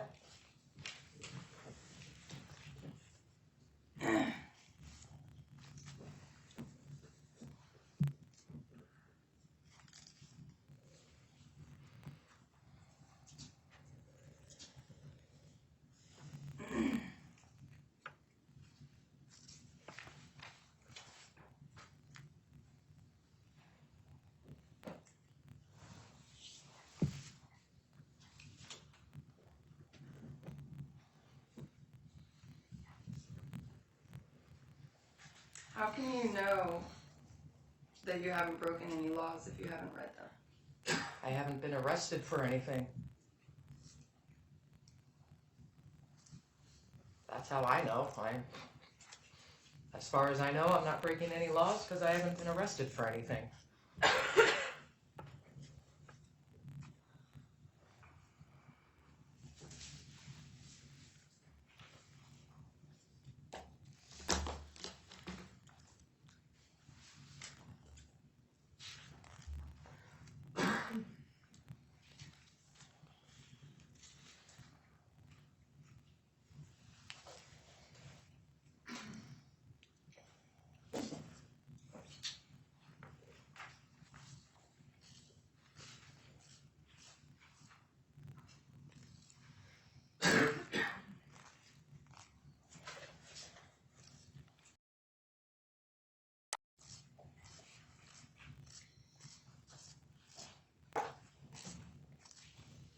How many times do you think how many times have you been on the news?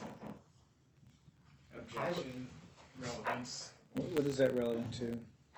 Because there's some statements she's made that I'd like to ask about. So how many times? I'm not sure how many times is relevant. But if you're asking if she's made statements on the news, that might be relevant.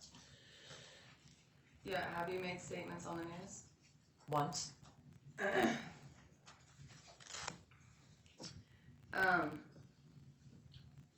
Were your statements in like an advertisement for your cookies? I don't remember. I might have mentioned a cookie. So.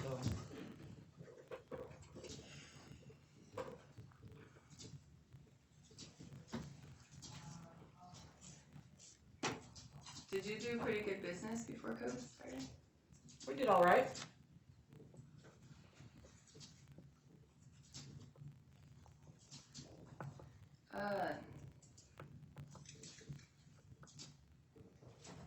Did the visit from Ricky and I cause you to lose anything, cause an undue burden on your business? Objection, relevance, Your Honor. Sustained. Right.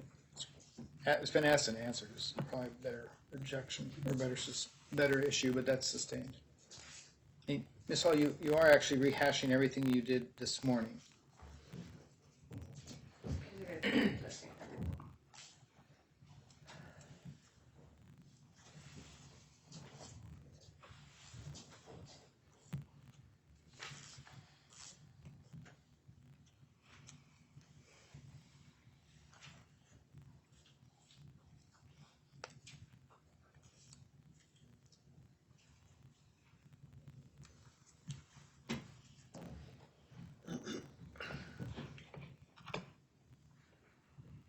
Can you tell me what prompted you to put the snarky sign out? Objection, I think that was asked and answered.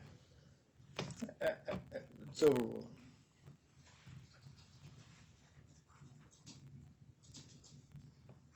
You can answer the question. Answer the question? Repeat the question, please. I'm sorry. Can you tell me what prompted you to put the sign outside? I believe, which sign are you referring to again? You've your referenced snarky two sign. of them. Which one? Your snarky sign? There were two of them. Which one are you talking about?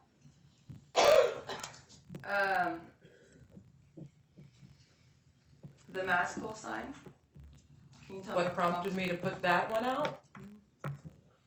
I don't know. I think that one was after you came by. So I think you prompted me to put that out.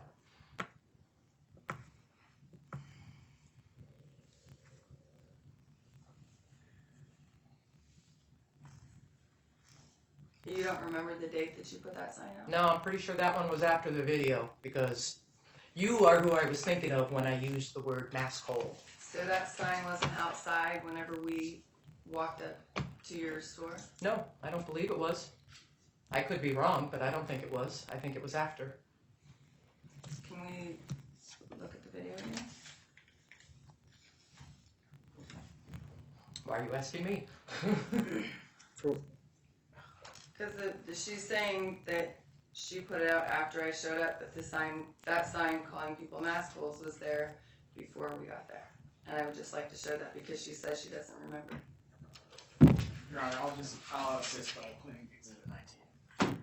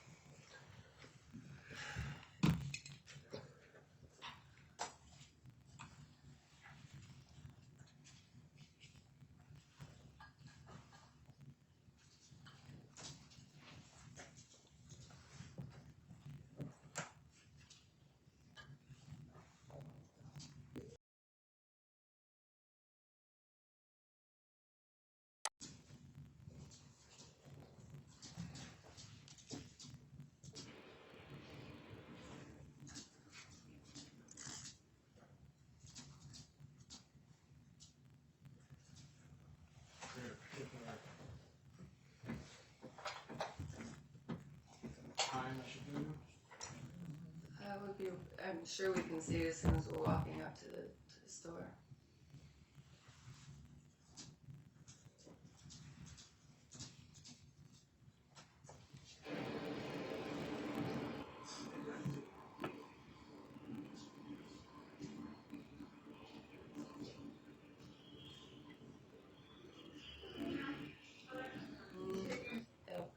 We'll see it after the altercation because it's right there in the doorway.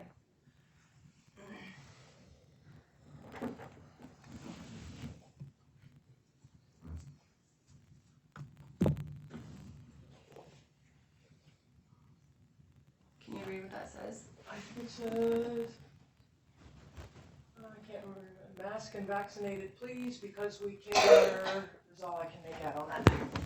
It's a little blurry on the top. Maybe we can get it out a little clearer. I'm talking about the top line.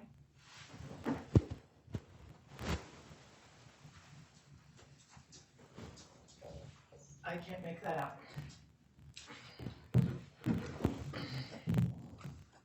You can't read where it says in green no and in red mask holes.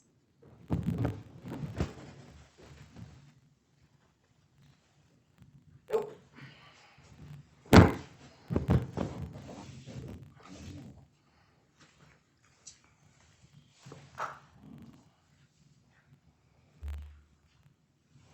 Can we maybe get it in focus so she can read it? I mean, I'm just Man, I don't this understand will why go she back can't to read the it. jury.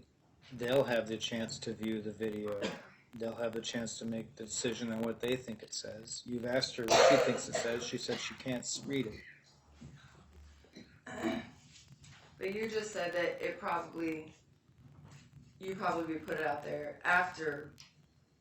I put a lot of signs out. I change them up every couple of days. What are you asking? Do I remember every single sign? No. I'm sorry.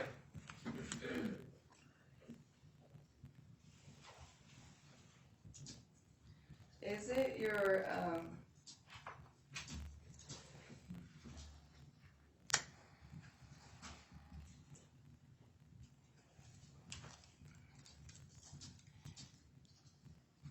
do you think this was a good business practice?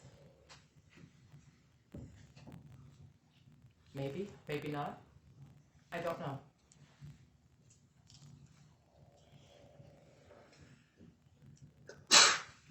Gesundheit. Thank you.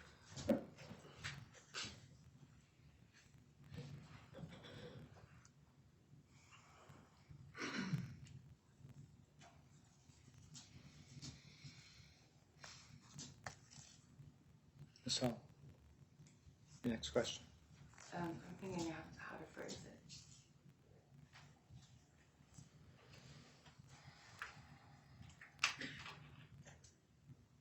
Well, I would ask you to phrase your question, please.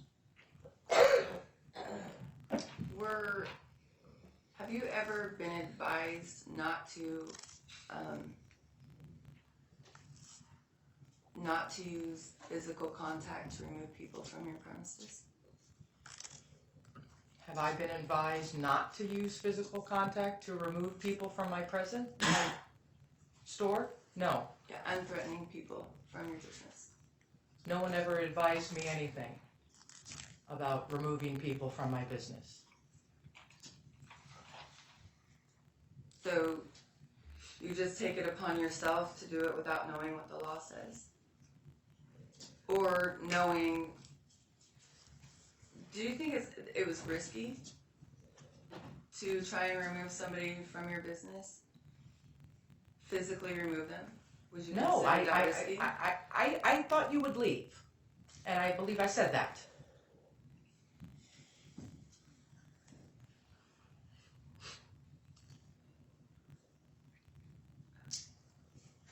I think I'm done. No further questions. Redirect. Thank you, Your Honor. Ms. Hall, or excuse me, Mr. You testified that you asked Ms. Hall and Mr. Collin to leave the store, correct? Yes. Were you doing so on account of their race? Their race? No. Were you doing so on account of their religion? No. Were you doing so on account of their color? No. Or national origin? No. Or any other characteristic of that? No. Were you doing so because they were not complying with your wishes that customers should wear masks? Wasn't just my wish, but I was doing what the state of Oregon required. So that is the only reason I discriminated against them. Okay, and by discriminate against them, how do you mean that? Well, she thinks that by not allowing someone in your business, that it's flat out discrimination. Discrimination is when it's against a protected race, religion, sexual orientation. Discriminating against someone who's not wearing a mask is allowed. Okay. And so when you saw they weren't wearing masks, you asked them to leave, correct? I asked them to leave. And so are you familiar with the Oregon Health Authority masking requirements for indoor spaces? It's in Oregon Administrative Rule 333-019-1025 that was in effect from roughly August 11th, 2021 through February 8th, 2022. I don't know it by number, but I did receive something from the Lane County Health Department about the mask guidelines being in place at that time. Okay. And you were following those to the best of your ability? As not just the masks, but there were a lot of other things as far as making sure that people were social distancing. I couldn't allow more than one customer or family of customers in the store at a time. I wasn't allowed to have certain things out that customers could touch. So I did all of those things in compliance with the Lane County Health Department, including enforcing the mask mandate. Thank you. Your Honor, may I approach for a minute? I'm going to show Ms. Hall and I'm going to mark State's Exhibit 21 and offer this as an exhibit. It's a copy of the OAR that I just referenced.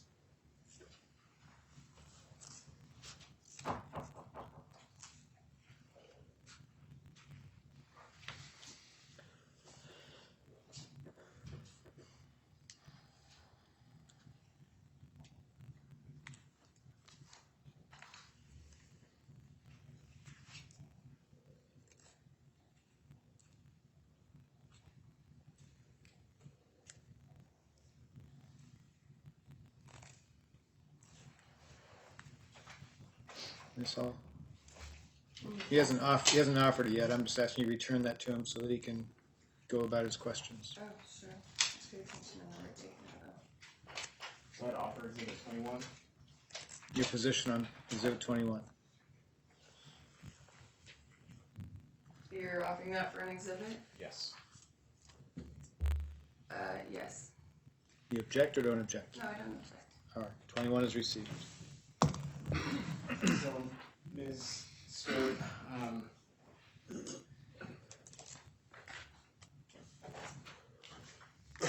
You testified a little bit about how you were, in the aftermath of the assault, as you described it, you were breathing heavily and you were in a state of shock. Is that correct? Yes?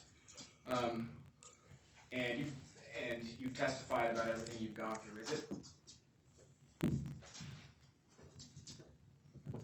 fair to say that, how would you describe your memory of events in the immediate aftermath of what occurred on November 3rd, 2021? My recollection was mostly pretty accurate. I might have misspoke on one or two things, but I think, the facts were the facts. I might have, misspoke when Ms. Hall began striking me, but she did still begin striking me, maybe not before, I might have said she struck me before she shoved me instead of after, but... Okay. But other than Mr. Collin and Ms. Hall, was there anyone else who struck you in the head that day?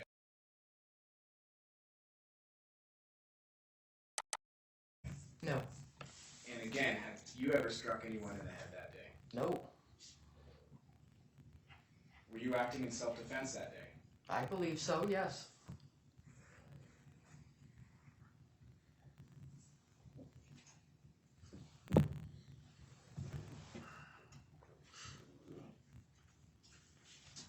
Okay, those are my questions. Thank you. May this witness be released. Yes, sir. Ms. Hall, any objection to her being released? Not unless I can redirect. I don't know what that means. I assume she's here on subpoena. I'm asking if you object to the court releasing her from her subpoena at this time. That's my question. No. All right. You're released from your subpoena, Ms. Sturp. All right. I'm not going to have him call a witness for 5 minutes. Members of the jury, I'm going to have you meet downstairs tomorrow at 9:30. I can't get us started sooner than that, so at 9:30 we'll have you meet downstairs. We'll get you up here just as we can and get started just as quickly as we can after that. Any matters for the court before we recess for the day? No, Your Honor. Ms. Hall? No, Your Honor. All right. So we'll go into recess. Mr. O'Brien, if you could take the jury out, if one of the clerks could manage the courtroom, please, until it's cleared. How do I get a copy